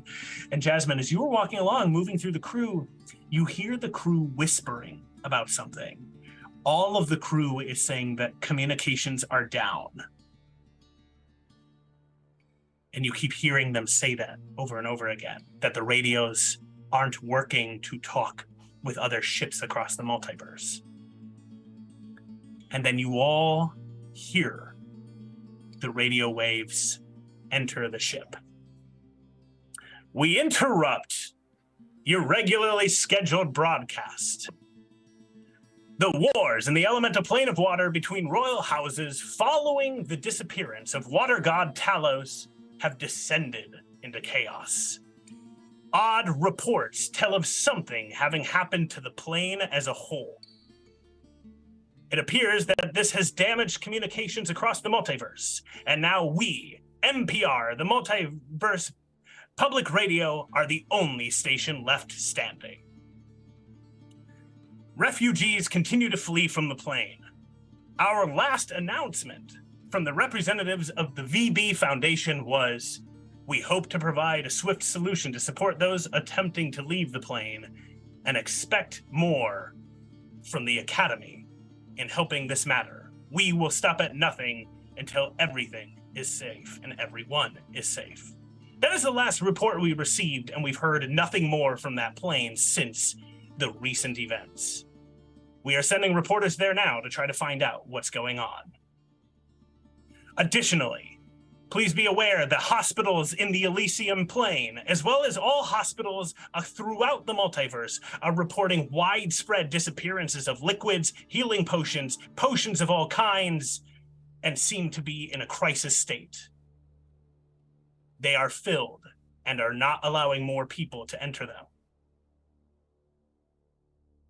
Also, this is a reminder that you can submit your name for the notorious crew of Captain Greer and the stolen ship, the Eternity, for this month's Nasty Name Sweepstakes.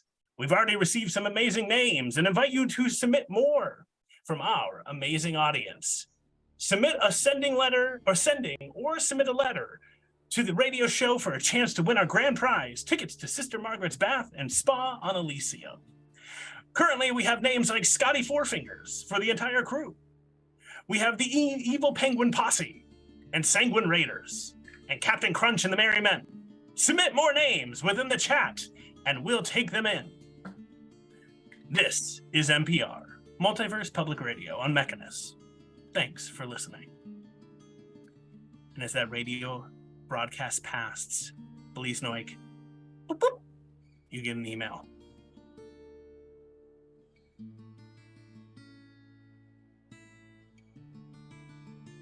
Check it. All right. I'm going to send this to you, Belize. You can choose if you want to share this with the party or read it aloud at some point, but I'll give you a chance to read this. As Jasmine, you hear that radio communication through other ships across the multiverse. It seems to be down, that the remainder of the Dread Pirates cannot talk to each other. And we go to break.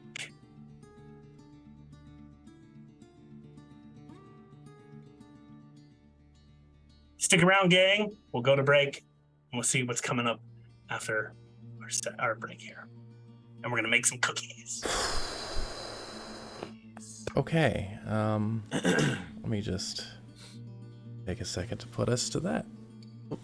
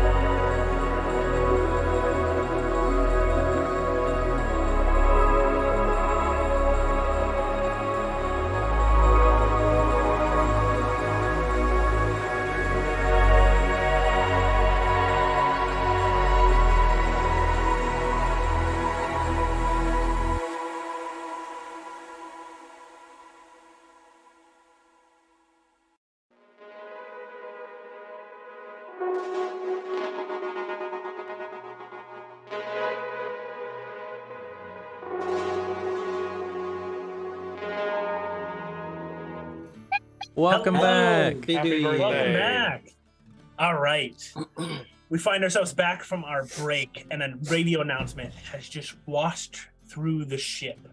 You know that these radio announcements are very powerful. They move through the planes. You can kind of go pick them up or ride their channels and also be able to pick them up from the radio station in Meknes. But we find ourselves as the crew is slowly starting to gather and get themselves ready to go and meet with Oksani. We see first Jasmine. Jasmine, what's going on? You guys have been kind of moving around the ship for a couple hours now. You've been able to have some rest and sort of check in with each other. And Jasmine, what's going on during these hours? Who do you talk to, or what do you get up to?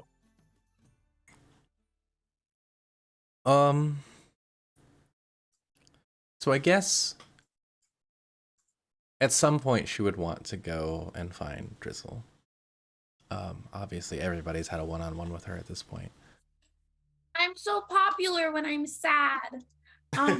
You find her in the hallway having an animated conversation with Bleasnoink about, Okay, when they say communications are down, is the radio still working? Or like, is the radio down now too? I don't know. We just got a radio signal. Yeah, so the radio's still working. Okay, Mhm. okay. she's doing a face like that meme with all the math in front of her face. I'm gonna look at Drizzle, just be like, all right, I'm gonna go find the captain. We'll probably end up meeting up with the captain here in a little bit. Captain. And I will give Drizzle a hug, give her a kiss on the cheek, and tell her that I believe in her. Aw, thank you. I believe in you too. I believe. Okay, bye. And like a dark and dangerous silhouette at the end of the hallway, Bleeze turns around and sees Jasmine, like completely backlit, just like severe green eyes staring. Jasmine. Just as creepy as ever. Thank you, Bleeze. Appreciate it. No problem. She is once again dressed up in some kind of darker attire, no longer in the nice white gown you saw her killing people in. Very quick question. So Drizzle's like 5'3". So when Bleasnoink is eye height with Drizzle and he turns around and sees Jasmine, does he go up like another 6 inches to be her eye height or what? At the 5'11" eye height. Yeah. No. Bleeze isn't talking to Jasmine currently, like face to face, so Cow. he's gonna be chilling there. 5'8" seems like a pretty decent height. Yeah. We're not too far off the ground here. Hmm. And I will float on heading down out? the hallway. Yeah, I'm gonna go see our captain. Apparently we have a meeting soon. We do, and we should probably talk about that radio thing. I'll be there shortly. Okay. Got an email I gotta go read real quick as well. Oh. Lee shuffles off. Jasmine, you find yourself alone with Drizzle.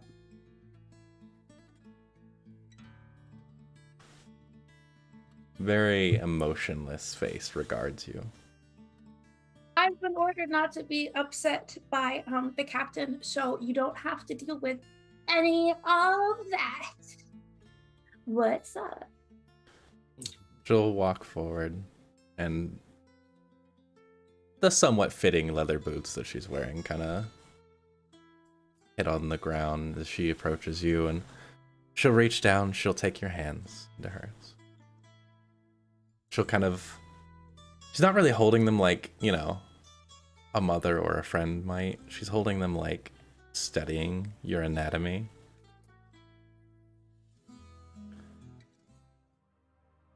Right. Well, that's good.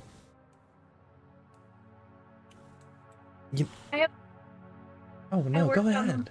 No, I worked on them for a long time. I think they're right. Oh, how you shape them? Yes, they almost look real. Yay! It's pretty cool because I was noticing like the crew mostly is wearing like white and khaki and stuff. Did you have to like dye it, or where did you find all black clothes? They were very accommodating. I asked for it specifically. Oh, that's nice of them. So Drizzle, you made an error, Yes. which is, Nothing wrong with making errors. It happens. Happens to me, even. Okay. I mean, I've heard so far that I didn't do something wrong, that everybody does something wrong sometimes, that I did something wrong and it's not a big deal, and that they need She some... tightens her grip when you say it's not a big deal. Just a little bit. Yeah, I'm pretty sure I did something wrong and it is a big deal, but no one's mad at me. That's, I think, what I'm coming down with. Mistakes can be very large sometimes. Something I understand. Don't worry. She'll take one of your hands in particular and kind of like put it between the two of hers. She's like, would you mind helping me with something? Yeah, of course, yeah. Okay. Because I've realized my spell has an interesting quirk that I haven't really gotten to try using it on anyone else yet, and it's only worked on me so far. I wanted to see if maybe it would work on you. The one that makes your eyes glow, or is this a different one? No, the very useful one where I become really strong and powerful for a while, and Oh yeah, okay, yeah, for sure, yes. she smiles and she will cast her custom spell, Embodiment of Decay, on you. And Let me... Yeah, Check. what does it look like? What happens? so how it normally works is there's kind of a change in Jasmine's features. Her equipment kind of becomes part of her body. Her whole form changes into a new massive creature, usually either like a giant skeleton or a T-Rex or some kind of undead. But as she's holding Drizzle's hand, it kind of takes into Drizzle's arm, and her flesh, instead of becoming, like all nice and white as it is right now, it's becomes kind of a greenish hue and wrinkles kind of show, and the rest of your body starts to kind of become a corpse. And I assume you don't resist it. No, but I do say, are you open to feedback? Sure, go ahead. And as you don't resist it, the rest of you just becomes a regular old zombie. Can I talk? Can I talk? As a zombie, I don't think so. Because your intelligence goes down to like a 1. Drizzle, you feel your body semi-ethereal and gaseous become physical, and Jasmine, you feel as you are twisting the weave within Drizzle. What makes up all of us and what helps kind of ground us within the universe, you are taking those threads and redesigning them for but a second. Strumming one here, binding one together here, and suddenly, Drizzle, you feel your gaseous body become physical, and it becomes decayed, aching slightly. Things seem to just like hang in strange ways or slough away from you as you are a zombie. Your mind goes blank. And Jasmine, you see your creation.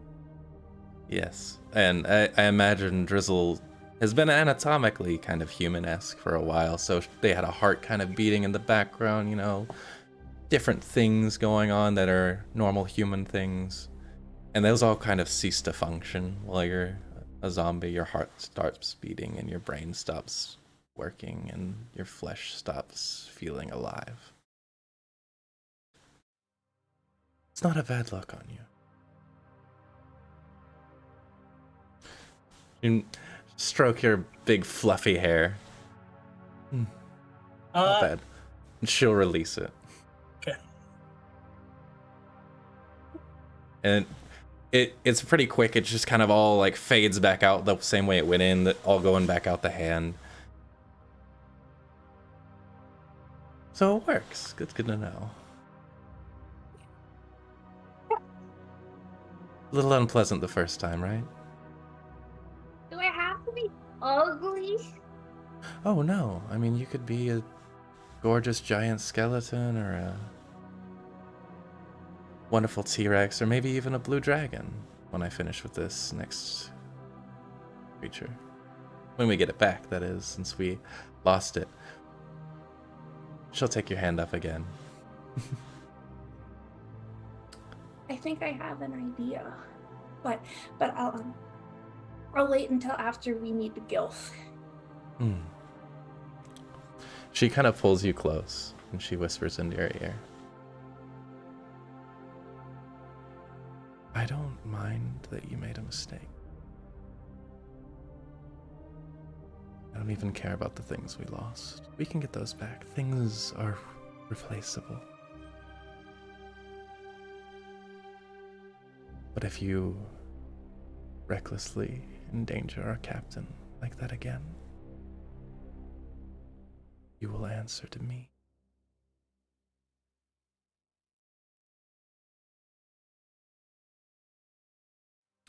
And the only reason I haven't already killed you for that is because you saved my life. And I think you can still be very useful to us all. She leans back. And she smiles a very cold smile. That proved me right.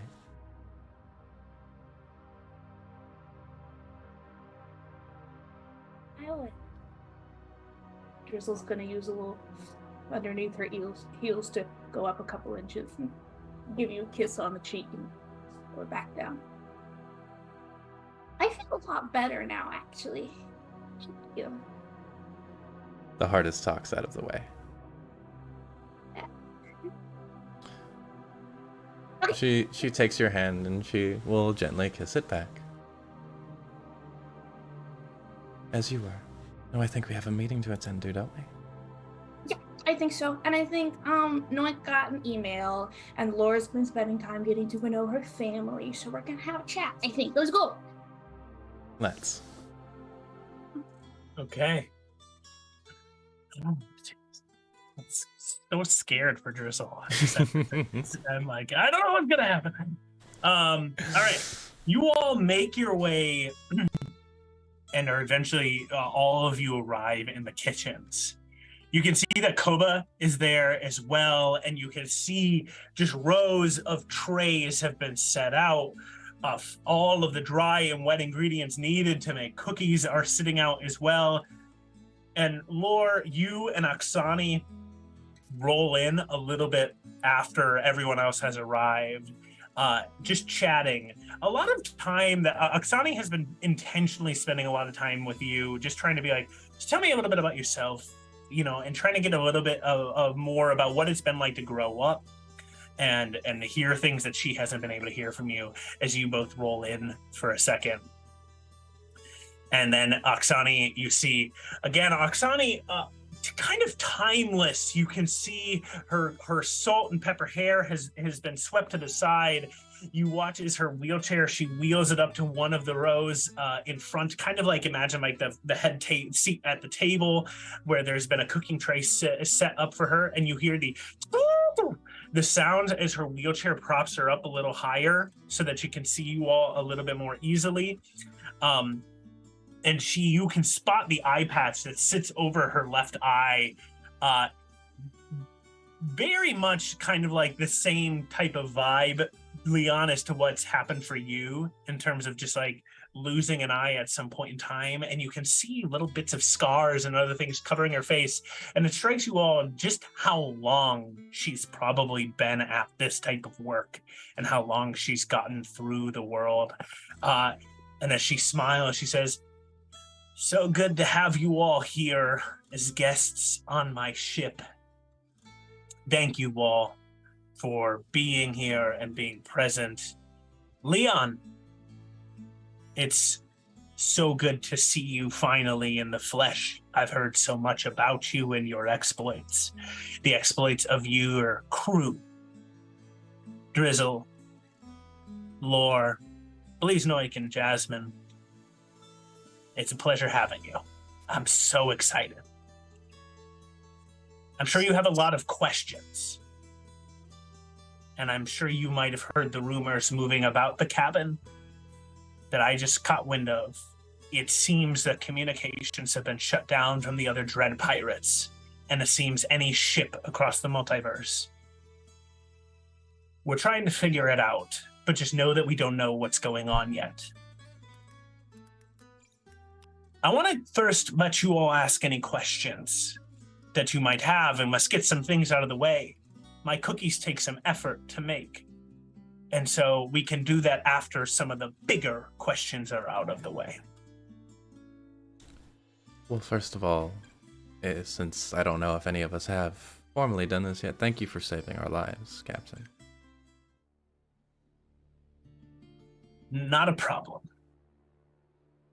I had heard that, Leon and I had been in contact for a little while now, and I was so excited to meet. I have high hopes for what you and you all can do together. And besides, I got to meet my granddaughter. What a gift. Indeed. Also, I hate the Academy, so always good to stick it to them. You and us both. Laura always calls the Academy bullshit. Yeah, I've said that a few times. By the way, Jake, before I went in here, I'm using one of the last spell slots I have to use borrowed knowledge again. And this time it's going to be on insight checks. It's going to be on cooking checks. No, I don't care about the cookies. I'm in the corner replying to an email. Okay. Frantically You look replying on to your an phone, email. you look up and go, What? yeah. He's on his, yeah. It's not that calm of a yeah, but yeah. I want to just get out of the way. I know you have questions, but I will just say the radio and the news that I just heard, I don't know what's going on.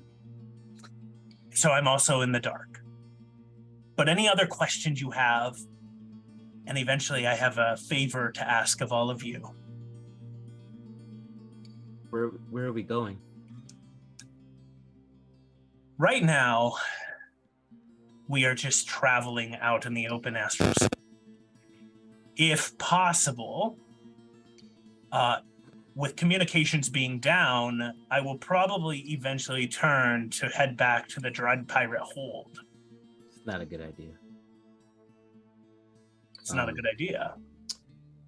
It at least not right now. And he'll glance over at Bleeze on his phone. Say, one of our crew, one of my crew is a bit compromised. During our time at the academy, we recently discovered that he's being tracked by a device implanted in his spine.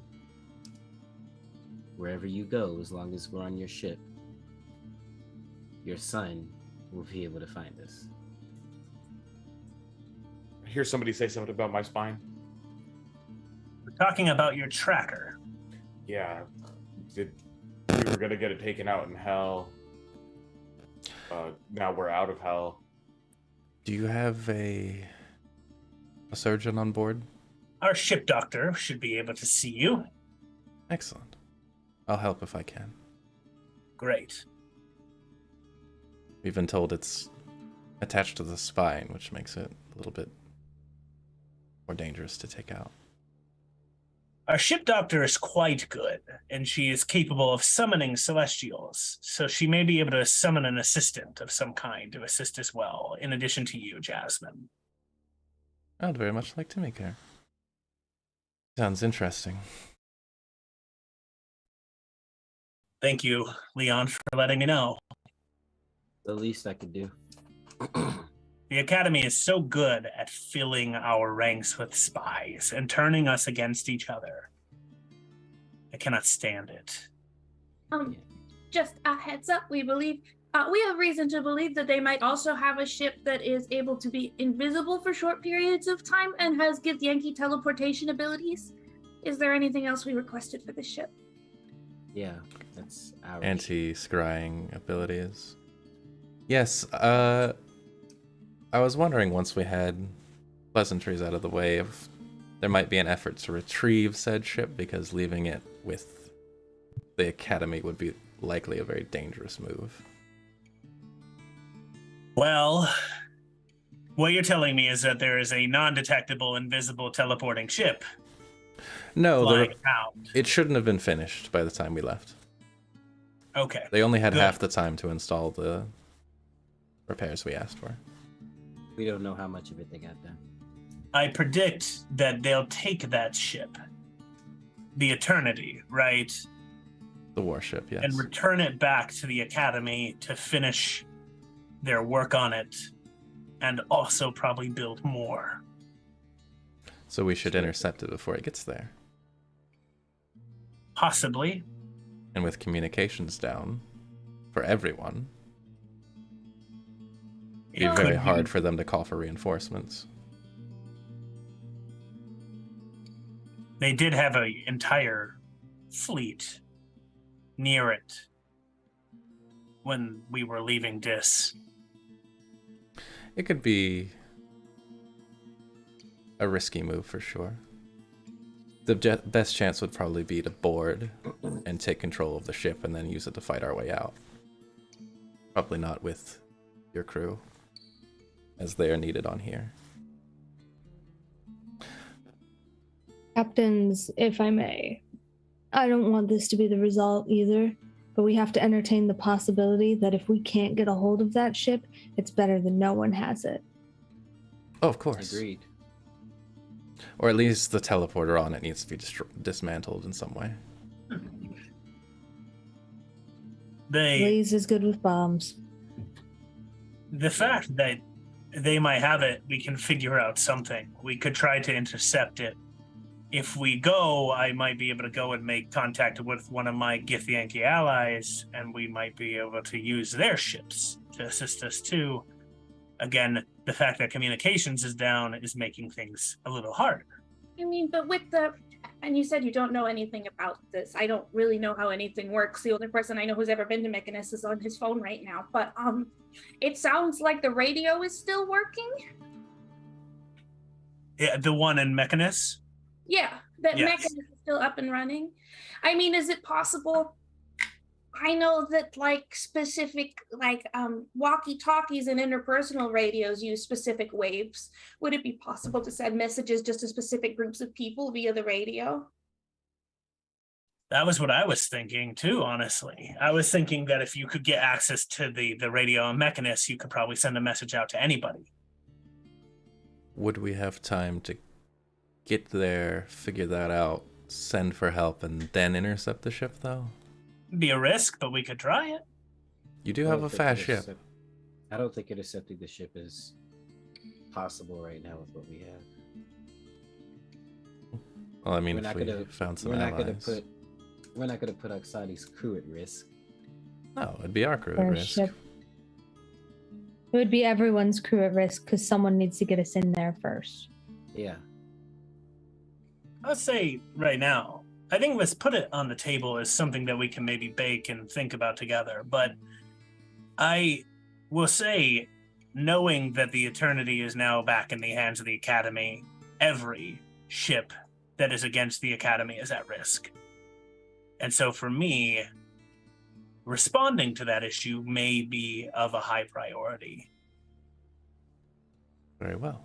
I do respect, Leon, that I have no intention of putting this ship and my crew in the line of fire in such a way that I could not get out. Jasmine has a glimmer of respect in her eye for this woman.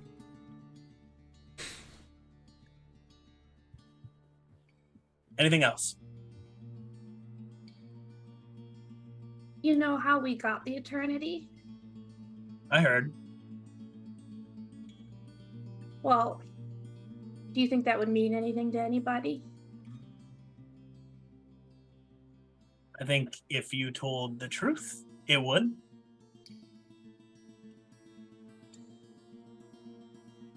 On the radio, maybe? The radio could work. Also, you said you had Githyanki allies. Yes. They don't have any. They probably share our same feelings about the academy, correct? Very much so. They are also from the Empire of the Dying Sun. So they are currently at war with the Githyanki.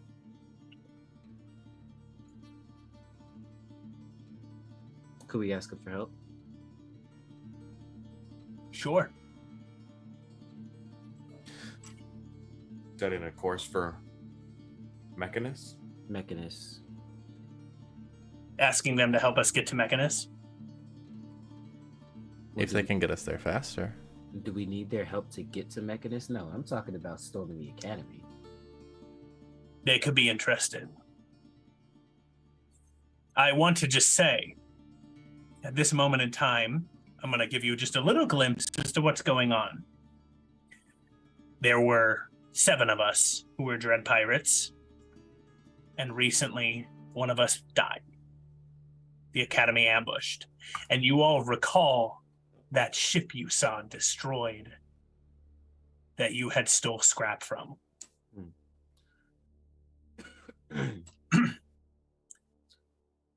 That's making it so that there are now 6 of us. And things are a little stalemated in terms of how we make decisions. I'm not inclined to go against all the other Dread Pirates and just make decisions on my own. Though I will do it. And she looks directly at you, Leon, and you, Lore, for a moment. If the need was high enough, my hope is to install a new Dread Pirate who would help tip things in my favor. I was about to ask how that would be possible. Installing a Dread Pirate? Yeah. Yeah. Have a couple codes of conduct, and there are 2 candidates we're looking at currently as a collective, one of which being Leon here. So, the proposal that I have is that if you go and complete a feat for me, it would be your test, per se, to see if you were worthy of Dread Piracy. Who's the other candidate? My first mate.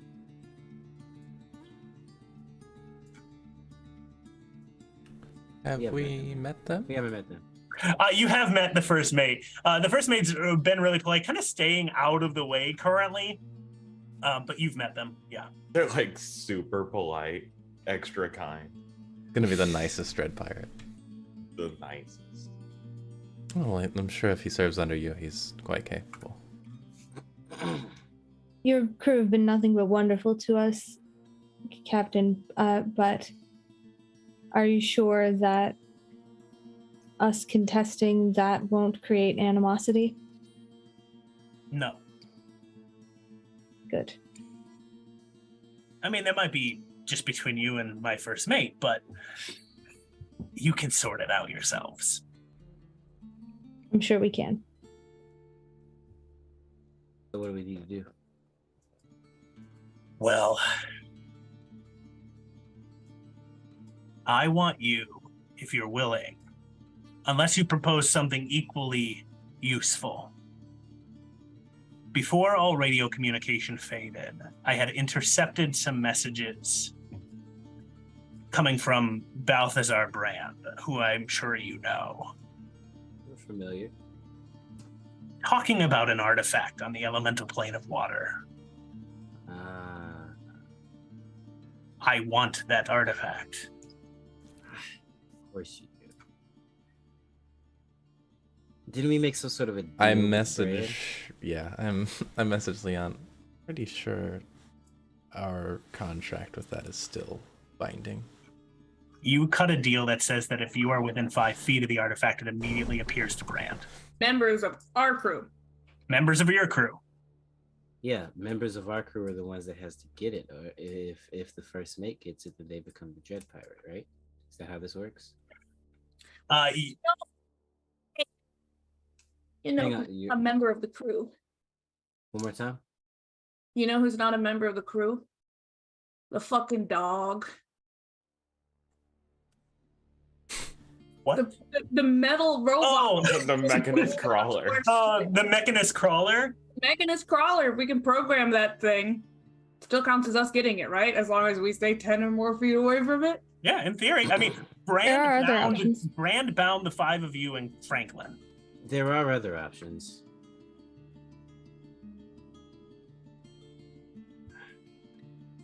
As you are like kind of thinking through it, You Oksana imagine how continues- mad she would be if like she actually had it in her hands and you like walked up to her and it just disappeared. And it just vanished. Oh Yeah. my god. Oksana continues for a moment. For me personally, this artifact is more important than anything in terms of what it could give me. So here's how I tell her about the deal with Brandon. If any of us are within 5 feet of this thing, it goes directly to him. That being said, I might have a way to get it delivered to you. I'm listening. I think we can find workarounds, and I understand the predicament you find yourself, Leon, if my first mate, let's say, goes with and tries to deliver it. But I think that there could be a conversation surrounding what exactly that would mean. As I understand it as well, Koba is also not part of your crew within the bounds of that binding. I don't think he's coming. But what, if you are willing to get this for me, this would guarantee you a place as a Dread Pirate. Well, I do know a guy. He owes me a favor. Take this to the Gilf. I mean, basically. DM, would that work? Oh yeah, 100%. You could try it. That's You watch, Oksani is very much like wanting to know who you're talking about. Because you're saying this like it's kind of a little bit of a certainty, and Oksani's like, all right, who do you know? You know? A bad for a rogue fighter human, huh? Yeah. Yeah, there's a Solari that I met in Dis. He owes me a favor. You don't cease to impress, Leon. You have the favor of a Solar. Those are not easy to get. quite impressive. Yeah. We almost lost the ship the first time that day. I was gonna use the favor to get my damn ship back, but You watch her eye for a moment just sort of widen as she's thinking, and then goes, my cleric can bind celestials. Would you be willing to summon the Solar? And because that would be a very powerful ally we could claim. Wouldn't that also be exceptionally risky, trying to bind Would something you that's say- strong? would Yes. you say bind? It's nothing short of a god's right hand that you'd be trying to... I'm just throwing out ideas here, and it seems like it's kind of exciting to me. I mean, But it's... Kind of like binding like a guy. binding a creature to your service. Well, Enslaving? but he's not a creature. Yeah. Is that what we're talking about here? Enslaving the Solar? The spell planar binding. You could basically extend the service of the Celestial to yourself. We're not talking logistics, we're talking ethics. Yeah. Yeah. No, I know what it means. I want to know what it Okay, entails. okay.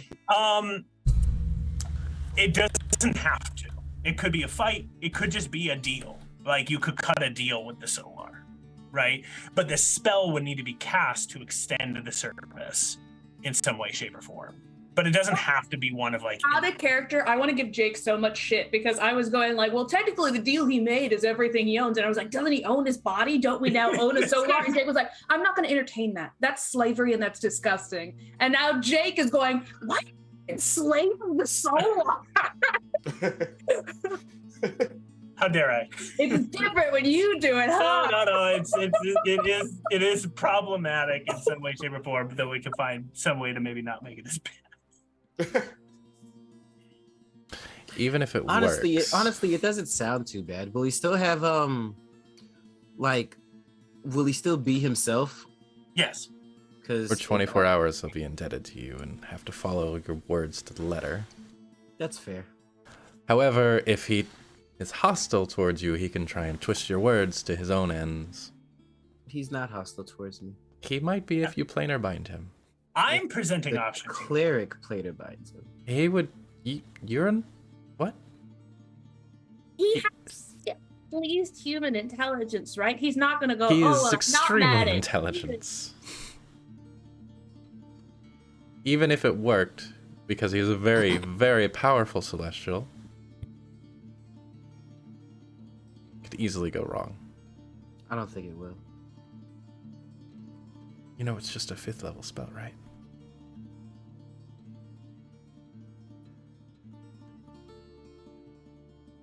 I'm proposing it as a possibility. An ally like that would be extremely valuable. You would have to offer something else. Even if it was able to work, we'd only have 24 hours. True.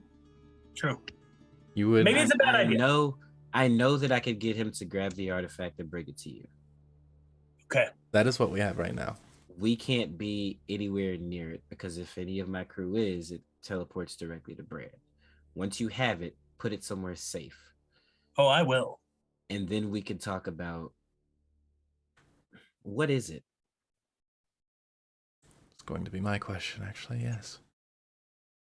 For a long time, I've been traveling around this multiverse trying to figure out why stuff happens. Specifically, why things happen after the second sundering.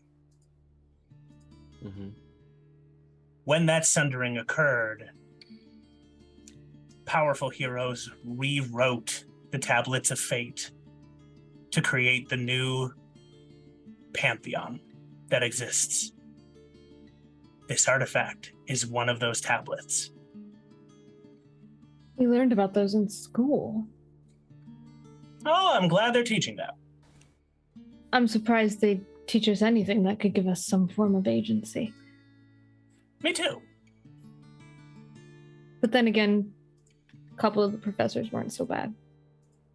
With that tablet of fate, I believe that I would have an extreme amount of divine power, in so much as that I might be able to right some wrongs that have happened within the universe, as well as prevent the Academy from getting their hands on it. They have the first one. Or an archdemon. Oh, whoa. They have one of these already. The Academy was built following the Second Sundering to protect against it ever happening again, and the tablets were separated. One was kept by the Academy, the other lost. So there are only two.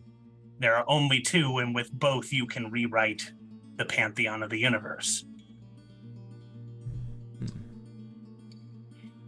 Can I But they insight don't check believe her? in that, right?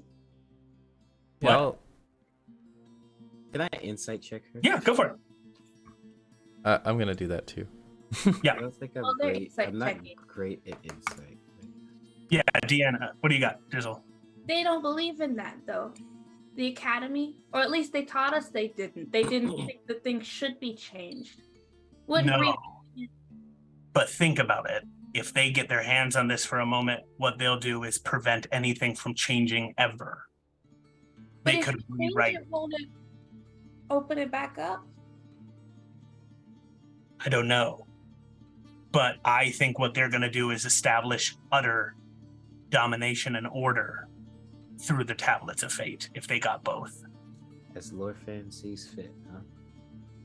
Yeah, he finds himself the judge and the jury. The one galactic empire. As I understand it, the current way that the universe is built and all of our planes came out of those tablets being rewritten. And I would hate to see what happens if they were rewritten again, or if somebody could ever threaten us by rewriting them. So with one, you would have the power to do what exactly? I'm not certain, other than that I know that they're powerful. And with both, you could rewrite the universe. Yes. With one, who knows what I could rewrite, but probably not as big as the universe. Your insight checks. What did you roll? 10. I failed miserably. Okay. The question is, Lore. Oh, sorry. Yeah. I'm No. sorry to interrupt. You automatically succeed this insight because you've been talking to Oksani a lot. You can tell that she is wanting this very specifically for her own reasons. Like she's hiding some goal here. Clearly. the question is, well, one of many, many questions. He's gonna look at Oksani, but not accusatorily, just curiously, that is. And then back. If one tablet is that powerful, what has the Academy already done to change the tide? Are people fighting a futile war against their control? I mean, it only makes sense for each side to have one, right? I would agree so. It would give us much more of a fighting chance. Has the Academy used theirs yet? How would you even know? Is this them, the radio thing and all that stuff? I don't think know. you can rewrite everything. Just no prior knowledge on this, obviously, but judging by how magical artifacts usually work, if you can rewrite fate with them together, you can probably just influence things alone. So, I failed my insight check, but I'm just gonna ask outright, what do you want it for?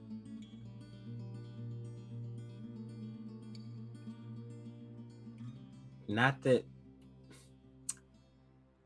I don't trust you, and not that I'm not completely indebted to you at this point, but nobody seeks out this kind of power for purely altruistic needs, Oksani. You want to know that. When my son and I parted ways, and he went off to be his own pirate and captain his own ship, he left and became famous and powerful, and I was so proud. And then he traveled somewhere near the center of the multiverse, somewhere near the material plane, and was talking about looking for riches and glory. And the next thing I knew, he was the head of the Academy, hunting me and my friends and my family down.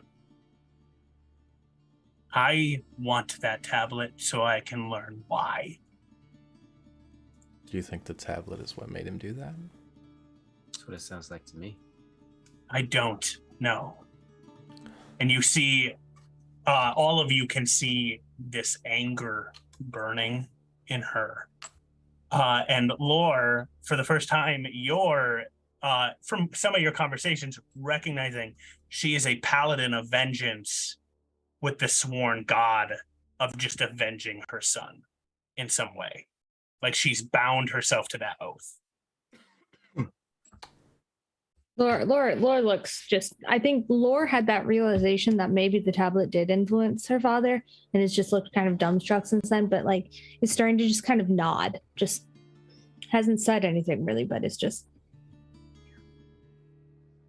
I think we should get the tablet.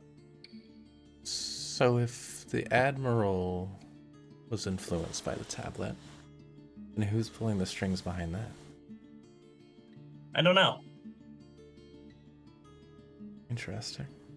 I do want to just point out I know that the war between the Gith and the Spelljammer Academy is a farce, given the fact that I'm fighting on the side of the Gith. Oh, you don't have to tell us about that. I wonder too, how does that play in? Who does that benefit? Have you seen the Admiral's head since he became an admiral? With his interesting scars that are very symmetrical. I haven't seen him in years. Not close, at least. Where? Do you remember him having scars like that? No. What are the hands of Isaac? Interesting. elder brains? Oh.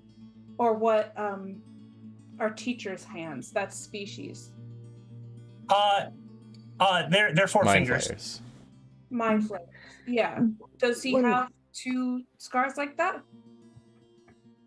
You are recalling that ever since the first day of our game, I've described 2 scars up top, 2 scars down below. Right. Okay. Do you guys remember? That's a stupid question. Of course you do. The Ublex and Isaac, and that has to have something to do with something. I mean, that can't just be a random occurrence. The elder brains and the gods, and everybody wants to become a god or something, and we're missing something. We're missing a key detail here. We're missing something, but somebody... They need both the tablets, don't they? The elder brain wanted to become a god. Welcome, Yeah. Raiders. So if So the Raiders. academy has both, Raiders. and Lorfan is controlled. You think Lorfan's being controlled by an elder brain? Well, but if he has those scars and he's changed, even if he's not directly mind controlled, if he's changed, maybe I don't.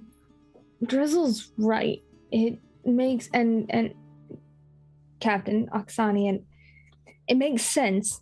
And maybe it's wishful thinking, but it makes sense that if someone was gaining notoriety and popular, well, I don't know, infamy, and proving themselves and making a big problem, the easiest way to fix that is to put them on your side. And one thing we know for sure, or at least I feel like I know for sure, is that I don't want to see what happens if anyone gets both of those tablets. So we think that maybe one of the elder brains is controlling the Admiral. We think that maybe he's been influenced by one of these tablets. He went toward the center of the multiverse, didn't he? Is that where the elder brain is? I've investigated it, and it's nothing but dead gods. Like everything else in the Astral Sea, I haven't found anything personally. Well, we know that, what was it, True Belief, that one? Yeah. Yeah, you recall that there was a elder brain that has been making a fake godly portfolio that calls itself True Belief. But if you were to rebuild a pantheon, you would do it via the tablets, right? And So, then I you mean, could I- install yourself as a god. I don't know if Admiral Lorfan is being directly mind controlled or not. He might just be, no offense, he might just be a freak. But like, there's definitely some kind of influence going on, right? You don't know that. We don't know, but that's what the signs point to. It's a lot of strange coincidences. Or maybe he just wants to be a guy. The Admiral? Self? I don't think so. I don't know. I do know that if you the final step that I've always heard about any sort of pantheon making, and that what the tablets help is that you have to have a plane of existence to become a divine entity.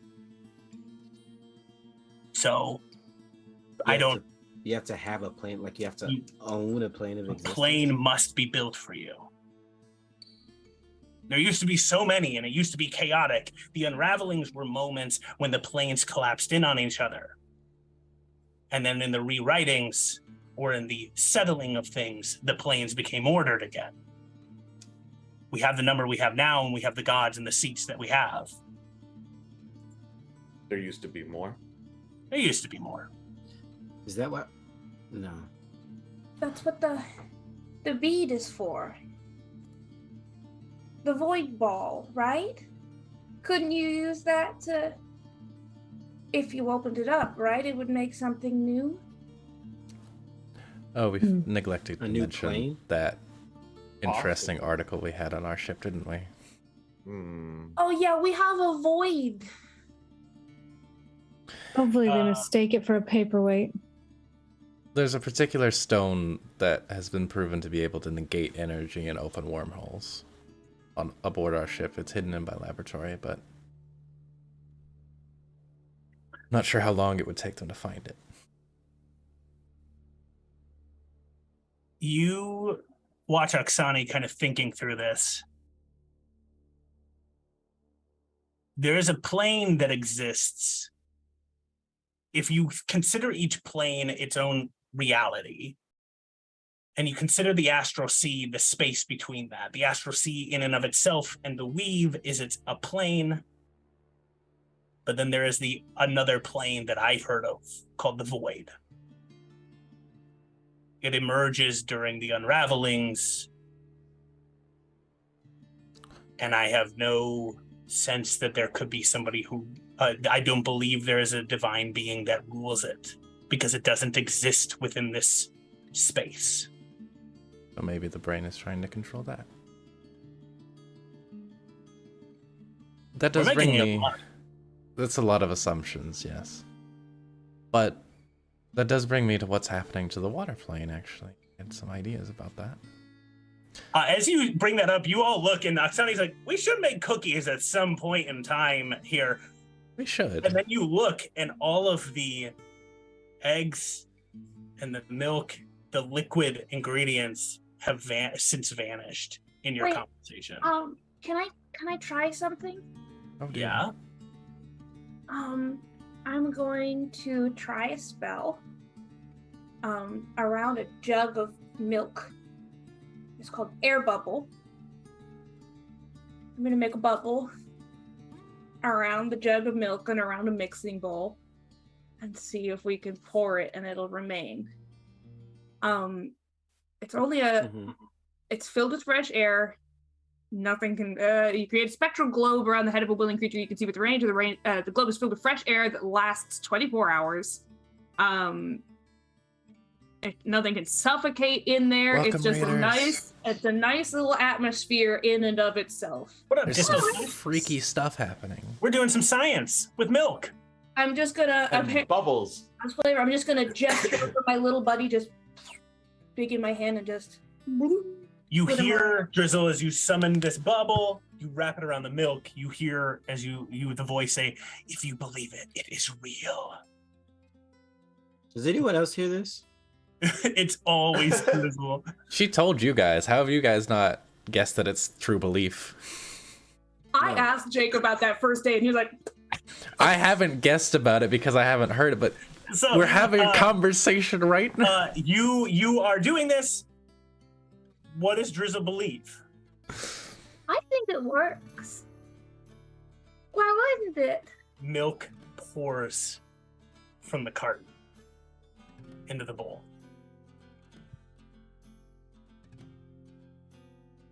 Well, that's interesting. So I can just make a bubble around Bleasnoik's torso when you're doing surgery, so that all of his blood doesn't disappear. Very beneficial. Oh, I That is didn't an even think excellent about point, that. Drizzle. Why? So what you said in the closet when you were like, if whatever.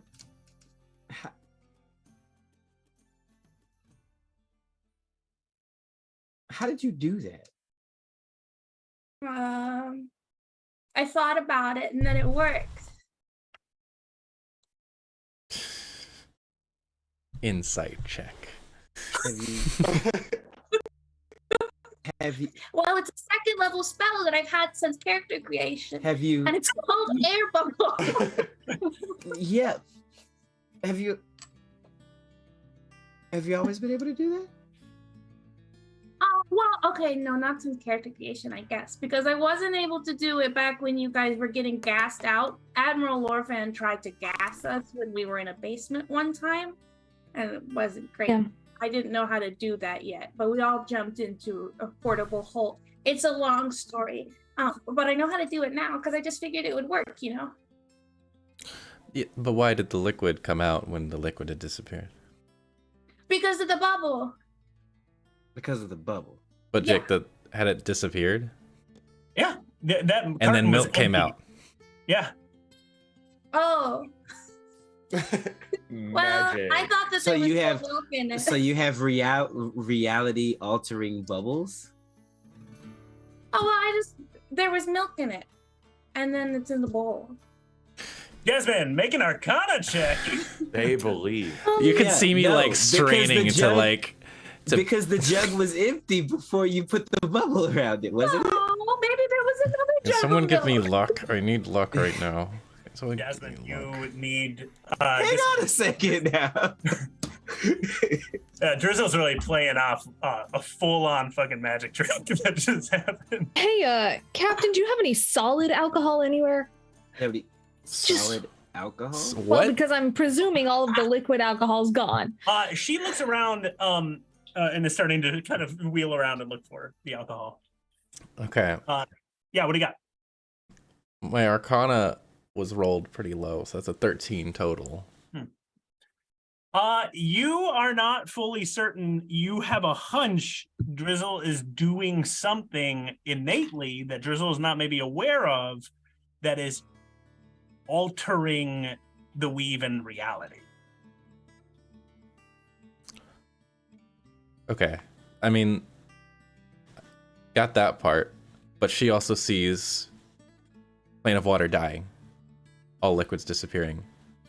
Somehow you can pull stuff back out of that. Oh, do you think the plane of water is dry now? I think the plane of water has had an unraveling. I think I know why it's had an unraveling. Oh, yeah? Did your email tell you? Is it Felix? Yeah. What did he do? Did he break the plane of water? You remember in school when he was working on the thing that I helped him with? That was, How could I forget? breaking the main rules. Right, Mhm. the rock that we Where, stole. like, you don't want to like mix the planes. Yeah, one of the doctrines of celestial clarity from the Spelljammers is basically that the planes must remain in order. You do not let them overlap each other, and that the wild space and astral sea help as buffers between that. You are not supposed to really connect them. And Felix did. There are currently 2 planes that are connected. I don't know if they're permanently connected. Is it the void and the water plane? Do not know. But I'm waiting Felix on does. a response email. Because Felix Hold on. emailed I've got you, a didn't response he? email. Have you been talking to Felix? Felix has been sending me messages here and there. You might have mentioned something about. I've not responded What Until now? just now. Most of them have just been Felix being Felix. This one needed a response. Do you have any idea whose side he's on, please? If the answer isn't just his own. I don't know if he understands what he's doing. Well, that wouldn't be new. Doesn't mean it's your job to help him in any capacity. But if they can set the planes right, Captain. Might be more than Felix that he's helping. It seems he has combined or opened a doorway between the water plane Why and are all the earth smart plane. people in my life so fucking dumb? Oh my god. Excuse me? He said there were a Nothing. couple errors. Oh, a couple of errors. You want to read it aloud? Or So, the email reads as follows. I did it. I finally did it. I achieved the dream that you and I both had. I successfully bound a portal between two planes. You should see it. It is wonderful. Everything almost worked perfectly. And I've struggled every hour to replace the piece of my earlier machine. There was a slight error that happened, and I need your mind to fix it. But it's no matter compared to what I've done. Soon, the whole universe will be connected. Can we kill him when we meet him? I mean, he's in that plane of water. After right we now. fix it. Is he in the plane of water?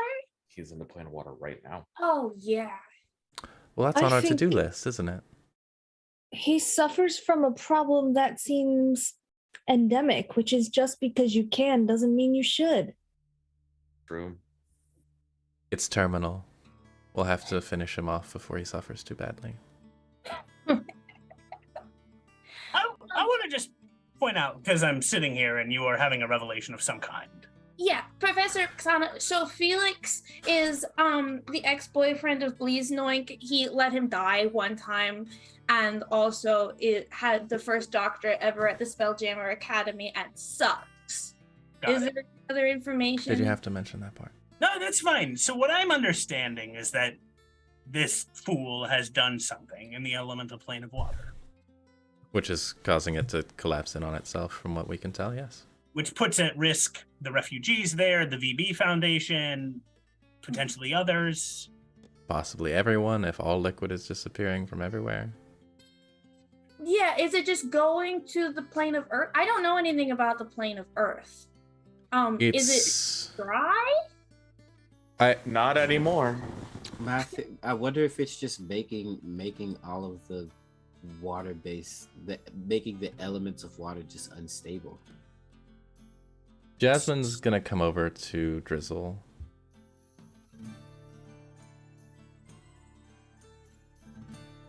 Who's your patron? Oh, he's my best friend. What is their name? Oh, I don't know. You've known them only as the Daydream. He sometimes like, I have the daydream, but like I don't know if that's his name or like a tiny thing. The daydream. Does this ring a bell for me as any of the Elder Brains titles? With your knowledge, you everybody can collectively give me a history check. Sure. Can I do a history check? I don't think I should. Okay. That's a 22. 8. Natural 1. Great. 15 total. I got a 5. I also Alright. rolled a 5. 8. I have a physical dice sitting here, and yet Jasmine's Pretty sure we literally all the one failed putting. history in class. It takes too. you all collectively to do this, but Jasmine's the You're one so putting it together. boring. There are 3 big elder brains that existed in the universe. The first was called Perfect Peace and specialized at basically like very subtly, without making waves, influencing things. And Perfect Peace was killed a long time ago. The second one was Ruin, and Ruin was all about war and was killed on the material plane. Or sorry, not Ruin, sorry, Final Word was the second one. It was named Final Word. And specialized at implanting little mind flayer larvae in you and then basically having a kill switch on you. And then it was eventually killed. And the last one is True Belief. And that one, there are no reports that it existed. Or like that it died. Sorry. Sorry, CJ is being extremely funny and not out loud, so they're gonna need to repeat that. I just sent a message in the chat that said the final Elder Brain is Daydream Believer, a famous song by the Monkees. Yeah. Daydream, I'm just peanut gallery, which is So you think that I mean, the name The Daydream does not match with any of the 3 major Elder Brains. But I don't know anything like about that particular patron. Because that doesn't ring any bells with a 22. No. The patrons... You don't mess around with warlocks that much, and like patronage in that way. Patrons... From what you've learned from your studies, warlocks like kind of play at their own rules a little bit. Like if you have like clerics who are like, I'm following the rules of my god, and you have like wizards like, I'm experimenting. Warlocks are like the wild card who's like, I don't know what I'm doing, but I'm doing it. I do what I want. Like everyone's like, what the fuck? So I guess at this point, Laura kind of like tosses off her jacket, sets it down, is kind of starting to pace, and is like, look, I don't like it any more than you guys do. Plain stuff, the people we know, the people I think that can fix this, points at Please. And Felix. I've never seen anybody create the things that those two can create together. Maybe that means they can undo this cluster. As pressing as that is, getting into the elemental plane of water, which is an active war zone and also unraveling at the same time, would be extremely dangerous without a well-equipped ship. What we need to do is get Felix out, unless they need to be there to fix it. you've watched Oksani move two bowls to either side of the table. That's what I'm hearing. Should I make the bubble bigger? For the eggs? The eggs that don't exist, and now they do. Drizzle, you can try if you want. I don't know. Make a charisma saving throw. Ooh. But plus a whole bunch. 10. Okay. You push against this, trying to expand your bubble. You can hear the voice. If you believe it, it is real. And the crushing weight of something else shoving against you as you are playing with the weave, as you don't know what you're doing, but you are doing it. You're trying to imagine your reality you want here. And something else is shoving it away and destroying it. And you feel, as you're continuing to push, you can continue to push if you'd like. You've made your charisma saving throw. You're feeling the tension against it. Would you like to push on? I think that Jazz might kill me if I blow up this kitchen while the captain is in it. So I'm gonna shrink it back down. No, do it anyway. It's fine. Well, Grandma, I'm sorry, but you're gonna have to have all the wet ingredients in one bowl. Okay, we'll figure this out. I don't know exactly you're bleeding, by the way, and you all see just blood running out of Drizzle's nose. I normally don't even have that. Gaseous blood. Some bad thing is happening to you. You got me. So ectoplasm. It sounds to me like you have some choices, unless you have something else you want to add. I want the Tablet of Fate in the elemental plane of water. But no doubt the Academy is going to be stretched thin, trying to deal with whatever's happening there. You might go get your ship back, and if possible, steal their tablet. But I thought in order to have the support of the other pirates, we would need to do the water dimension first. You need to do some great feat of piracy.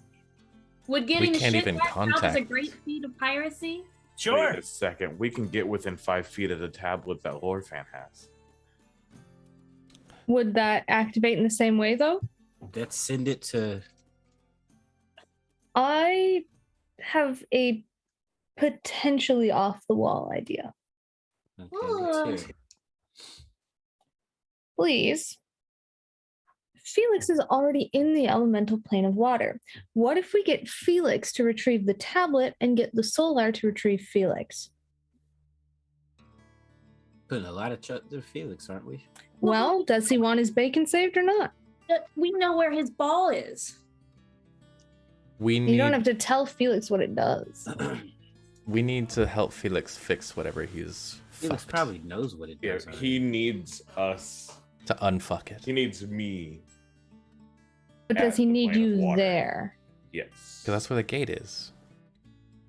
Well, But where's the other side? Earth. Probably right? the elemental void. plane of Earth. Yeah, The the elemental elemental plane plane of of Earth. Pretty sure we Oh, were is it? told Earth, and if Earth isn't collapsing yet, it might be safer for them to fix it from that side instead of the elemental plane of water that's currently unraveling. But he said he did it, didn't he? He said that he found a way to connect two planes together, right? They're currently what I thought. connected. They're currently connected. But it's They're coming currently- apart and leaking the void out. So if Maybe. we get to the elemental plane of Earth quickly, get Felix to do a little jiggle over to the other side, we could do it that side and not be an active war zone, right? What? If he can. We don't know So- where the portal would be Oh. on that side. Oh. We also don't know where the tablet is for him to go get it. Well, yeah, we do. I can find it with the We've map, got the map. but he can't find it because he doesn't have the map. But if you find it and you tell him, We need a But- ship. We do It's need a ship. easier to I enter think- through the elemental plane of Earth and then go through it ourselves to go get him and the tablet than it is to try to go into the war zone through the plane of water, isn't it? I'm going to propose something. I love this back and forth, but I think you need to sleep on this. Let's make this decision tomorrow. Let's see where you want to go. What I am hearing, though, is that there are a couple options, but there is ultimately, it seems, do you want to go get your ship and maybe do some heisting? And I promise you that I will vouch for that to be a dread pirate worthy adventure. Can we Leon. do some spinal surgery first? Of course. We I was should do thinking that we should immediately. probably get rid of that. You want to go down? And it seems that we're going to be delayed on cookie making for a moment. Would you like to go get that done? Yeah, Drizzle, bring your bubble. that's a good idea. Ooh, yes. You, I also want to meet this doctor. Aksani gestures you all to go down into the basement and holds Leon for a moment. As you all leave, Leon. Hey, Hey, I just want to say that what sounds like a lot of assumptions and something very big is happening. I believe in you, and I think you have what it takes to become a dread pirate. I didn't contact you because I didn't believe in you. why did you contact me? Because your daughter was on my ship? Or your granddaughter, rather? Make an insight check.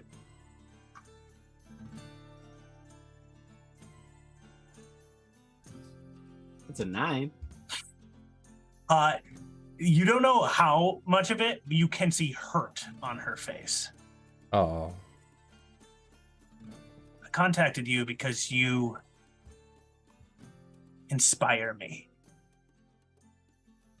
And you are somebody who I wish to see more of within our universe. I heard what happened when the Academy threw their fleet into the Gith poorly and foolishly. And I had great respect for your former captain, Captain Hatch, Did you know him? loosely. And I heard so much about you from him. Oh. I contacted you because I believe in you, Leon.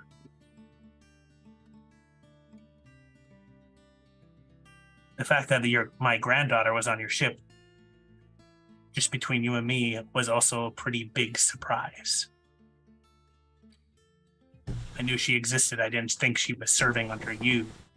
And now knowing that she was, I can understand how safe and capable she is now.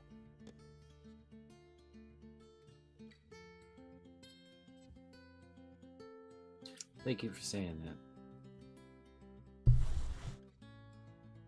Now, I'm not going to mince words in the fact that I'm going to pit you against my first mate. But I believe you will win. And besides, a little bit of healthy competition always makes us do our best.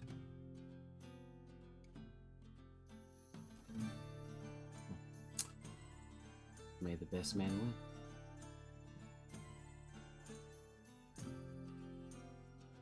She reaches to her wheelchair and pulls a laser pistol in the same model and design of port and starboard. Mm-hmm. I want you to have this, if you're willing to take it.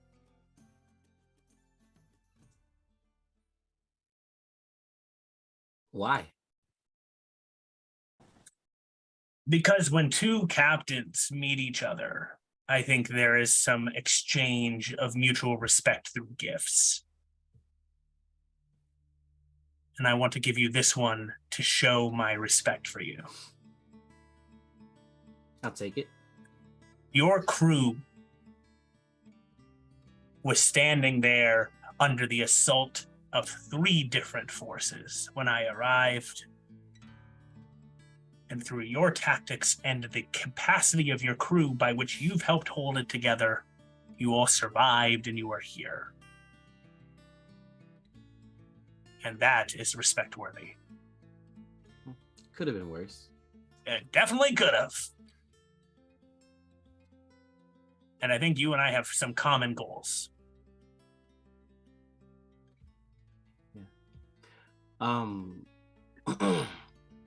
Yeah. After a receipt, so she's giving me her laser pistol basically. Yep. I'm gonna give her Lorfan's cane. Okay. You have his gun too. Yeah, I'm keeping that. Yeah. Yeah, I'll take the cane and I'll just like place it in her lap. And I'll say, you recognize this, right? Yeah, I'm just telling you, I can't use this. No. It's a gift. I know. I'm just ribbing you a little bit. Yeah. I do recognize this, and this means quite a lot to me. Hang it on your wall. And I will. if kind of rolls his eyes as he says it, he's like, and if your son is being controlled, give it back to him after we save his ass too.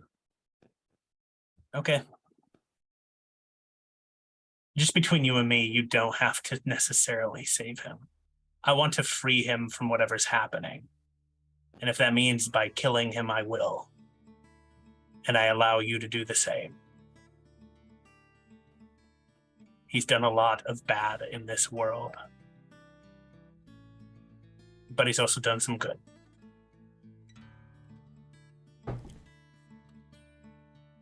I called that gun the broadside, by the way. So if you want to keep that name or you want to call it something different, you do you. The broadside. I like it. Pretty dope. All right, we find the rest of the crew down in the surgery room. On the way down, Drizzle's just going to, and she's kind of working her way down the stairs or whatever, she's going to tap Jazz very lightly on the shoulder and say, I just want to say, I know what you're thinking. And they're not the same guy. I don't believe that they are. And she's going to keep trotting on down the stairs, go to the basement. He believes it. You get to the bottom. That thought in your head, Jasmine, for a moment. And you see the gnome standing down there. You could see that a table has been set out for you, Bliznoik, as you see Yagi the gnome. She's standing there. You can see that she has kind of like pink hair that's cut into like wild random directions. And you can see that she's sort of like putting on some latex gloves as you come in. And she goes, all right, so what are we doing? I got a little bit of information here. Who's the one who's getting surgery? It's me. Gestures to Bliznoik. Great. You want to get on the table? Yeah. I can describe its location pretty well if you want. Yeah, Might sounds help. good. That would be extremely helpful. Give me 1 minute. Hey, get out of here! And you see as she's shouting kind of around the corner, and as you watch, you could see that striding around the corner, you can see like glowing light as what appears to be, and I'm just going to double check exactly. All right. What you see is what appears to be like this very buff, like fully bodybuilder style celestial in an ethereal form comes walking around the corner, and the light's like kind of blinding, and you can see that the celestial is like repping a barbell for a moment, and then just puts it down, and it fades, and the celestial's like, "Yo, what's up? We're doing this surgery." He's just there to produce light. You see as the celestial then puts its hands on you to hold you down. Jasmine takes her plague doctor mask, which she unfortunately had strapped to her belt when she went on her date, puts it on to protect her eyes. All right, so we're gonna get in there. Barnabas, my assistant here, is gonna help. Any questions? Can we knock him out? I would give him anesthesia, but... Oh, sure. Barney? Liquids are gone. You watch as the celestial goes, "Close your eyes." And then just hits you on the top of the head, and you're just unconscious. Not again. Well, that worked. Cool. And she'll go about and do her best to, like, both draw on his tummy where it is, because it's near, like, the base of the spine, I think you said. And kind of give them a really good detailed description of where this thing is. Rad. And what they're looking to take out. You watch as Yagi starts doing this work, calling for Barnabas to be an assistant. You're assisting as well. Yagi kind of involves everybody in this process in some way, shape, or form to assist. I just rolled my medicine check and got a natural 20 on the check. So Yagi, you notice, is just doing this so professionally, so efficiently. Yagi has done this, you think, many times before, kinds of surgery. One of the things all of you are noticing that Bliznoik is not is that Yagi seems to be using some sort of divinity power to channel divinity and have objects appear in her hand that are magical. And you're starting to put together, you think she's a cleric of the forge as she's working away at Bliznoik here, efficiently working. For a while, she starts kind of getting in a conversation about how Barnabas is actually the celestial spirit of a solar, and she's kind of made friends with over time. And Barnabas gets on this long rant about how he and all the other solars are training for the Solar Plexus, solar bodybuilding competition coming up. And so they're getting really interested in that. And then they are just working away, and eventually remove the tracker, to which Barnabas just crushes it. And it is broken and destroyed. They patch you back up, Bliznoik. There is no lasting potential damage to you.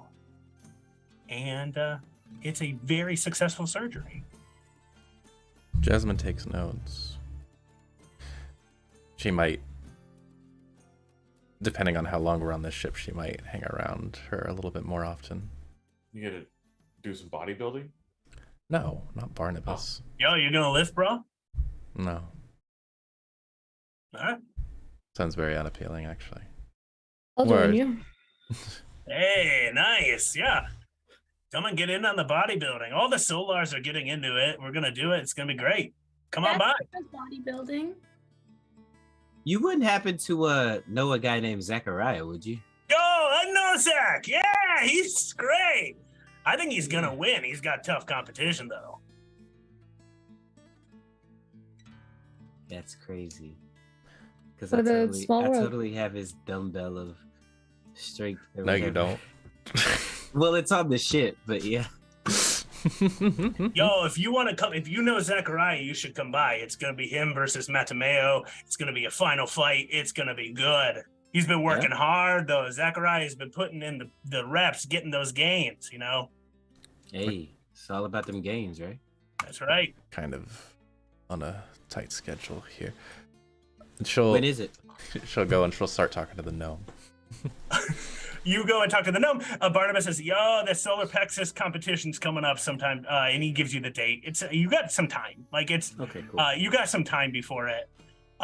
Yeah, Zachariah's been kind of sweating bullets a little bit, though. He's recently lost sort of all his worldly possessions, so he's got to ask a bunch of us, like, what's he gonna lift and stuff. He's kind of getting a little nervous, so. You don't say. Yo, yeah. I can't believe small world, small universe, you know what I mean? Small multiverse. I mean, See you later, I gotta go lift. Yeah, of course. Get out of here. He just vanished, and you get the smell of, like, Axe body spray as he leaves. Oh, how disgusting. Laura just like shakes her head and is gonna go try to like gently wake Bleeze up from surgery. Bleeze, you slowly wake up, and the dungeon scrollers welcome and thanks for joining us. Bleeze, like, you have successfully gone through surgery. The tracker has been removed.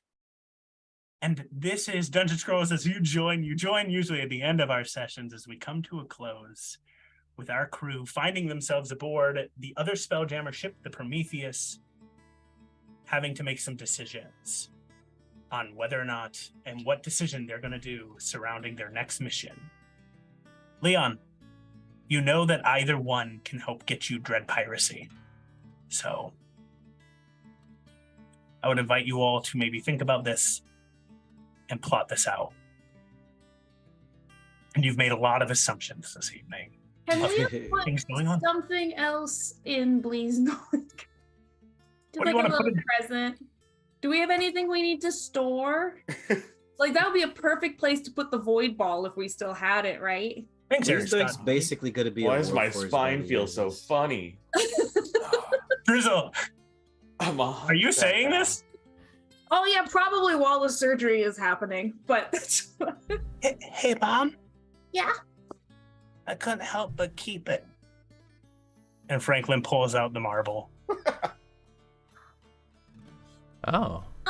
Wait, like the world marble? You see the small pinpoint of black energy in it. Well, Dad told me to put it in somewhere safe, and I didn't want to, and don't be mad, but I just kept it. I am not mad at you. That's incredible. You did such a great job. Actually, yeah. So should we put it in?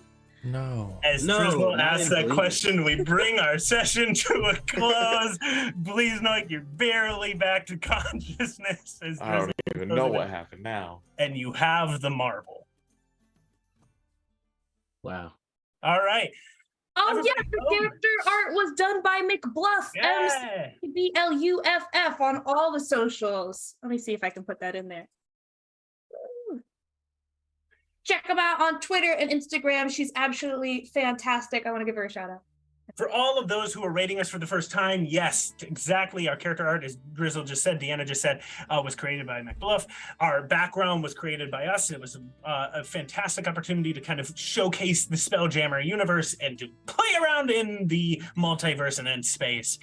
We invite you to come by and swing by every Wednesday. We'll be playing as our crew is about halfway through their adventure, racing through the universe and now kind of putting together some potentially larger picture things happening, including the potential combination of two planes as they collide.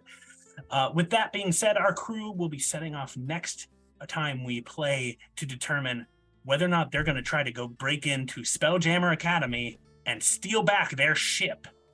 Or are they going to go try to break into an active war zone, a colliding set of planes to steal a powerful artifact? Gotta dig through the dirt. We gotta go through the dirt. With that being said, thank you everybody for coming and joining us this evening.